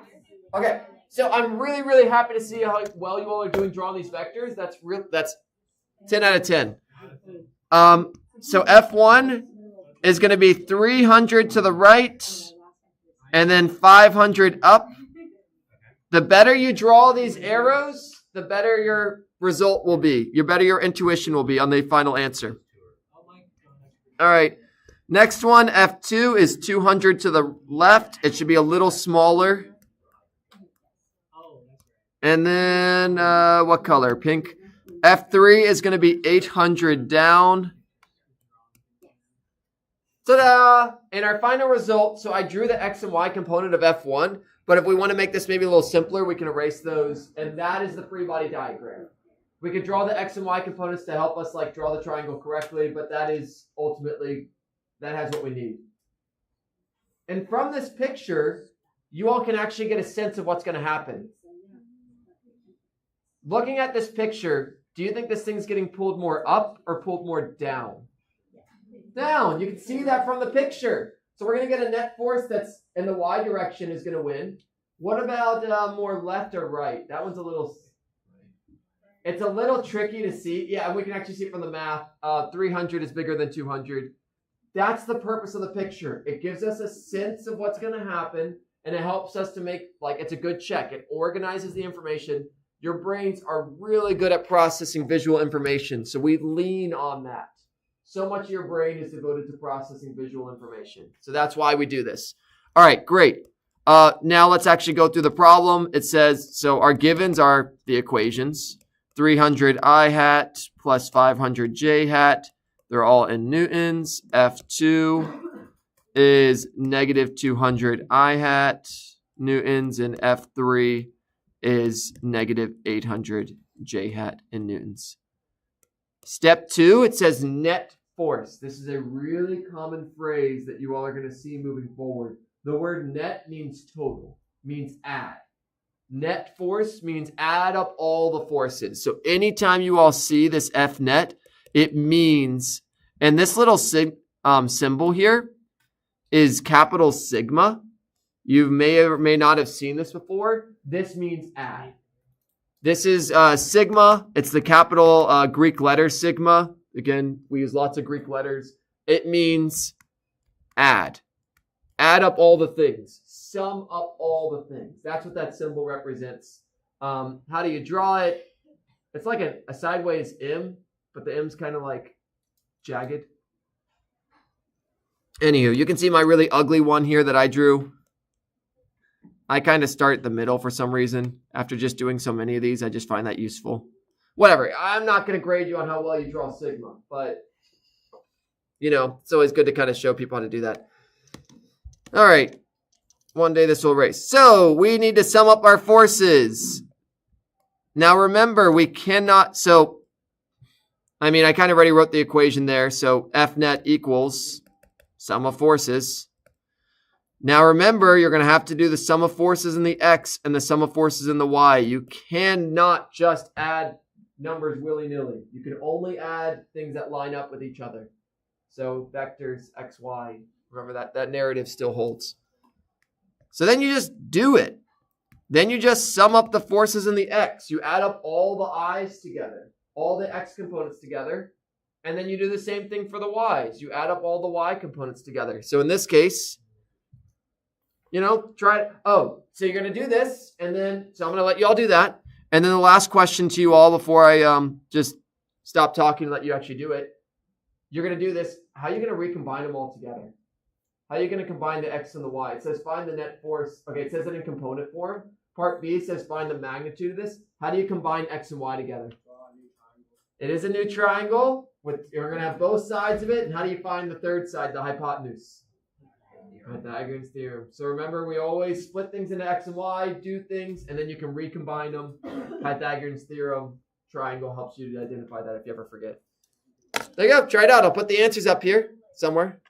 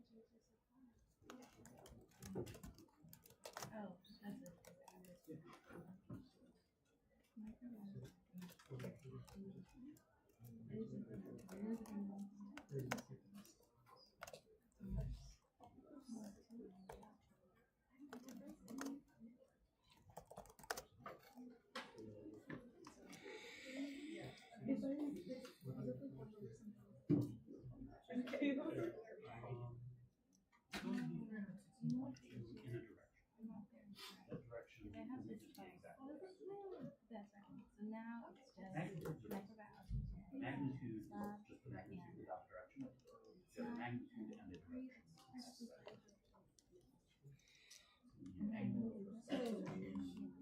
They need to do like 100 different power plus 300 power this, right?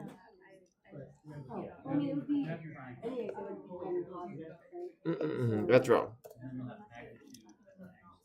And that's our,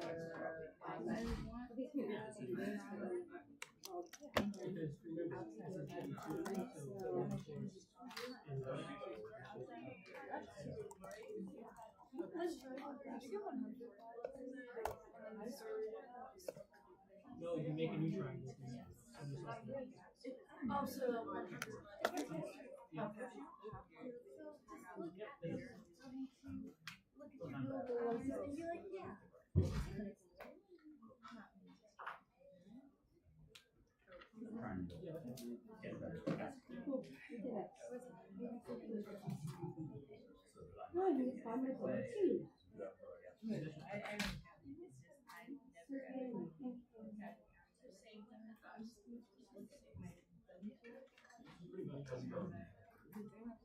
For the direction stuff. So we're gonna add up all the X's. So remember the X's are all the I's. What's the X for the first one? Plus, what's the X for the next one? I have a really Plus, good the person. third one you have an X component. So Like, basically, I for went X. to someone that I You mean the bottom of it? Yeah. that makes more sense.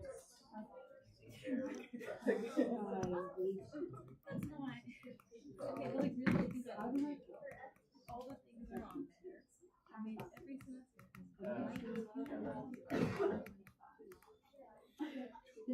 so much. I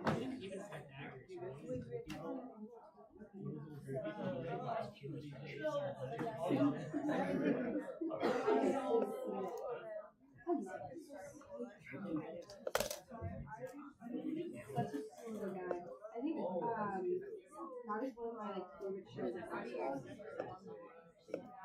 It's like when it's like taking it this semester. I should probably flip it.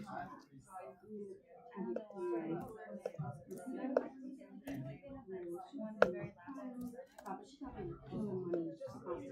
She goes to work there. That's the work there. Oh, yeah.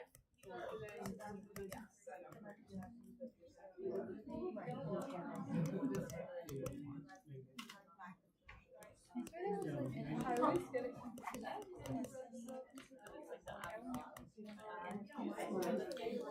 All right, so that's the kind of touchstone. Just to kind of close this out, and this is the last thing we're doing today, so just to kind of get it all on here.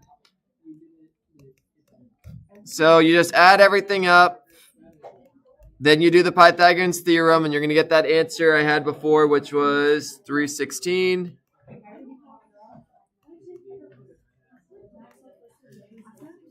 All right, and then the last thing is if you didn't draw the picture, your angle is going to be off because you might have gotten a positive angle. So remember, y'all, you're going to go over 100 and then down 300, and that's going to give me my triangle.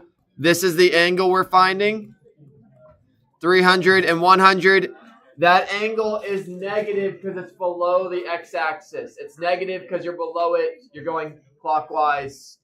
So if you all do tangent, the last thing is theta equals tangent inverse of 300 over 100, which comes out to that 71.56. It's going to be a negative because it's below the x-axis. Yay! All right. This is just showing us its vectors. You're all good with that? Next class, we're going to learn how to find these forces. That's what we're going to start working towards. This one I just gave them to you. Next class will be basically, hey, how do we actually find these values? And we'll also, at the end, a final question I could ask on this would be if the mass of the telephone pole was 50 kilograms, what's the acceleration? The last step is you take force and divide it by mass. That's basically what we're going to learn. How to find the forces, add them all together, and then at the end, find acceleration by dividing by mass. And that's it, y'all. And that's what we're, yeah. Anyway. Do you have any questions? You know where I'm at. Right here. Yeah, have a good one.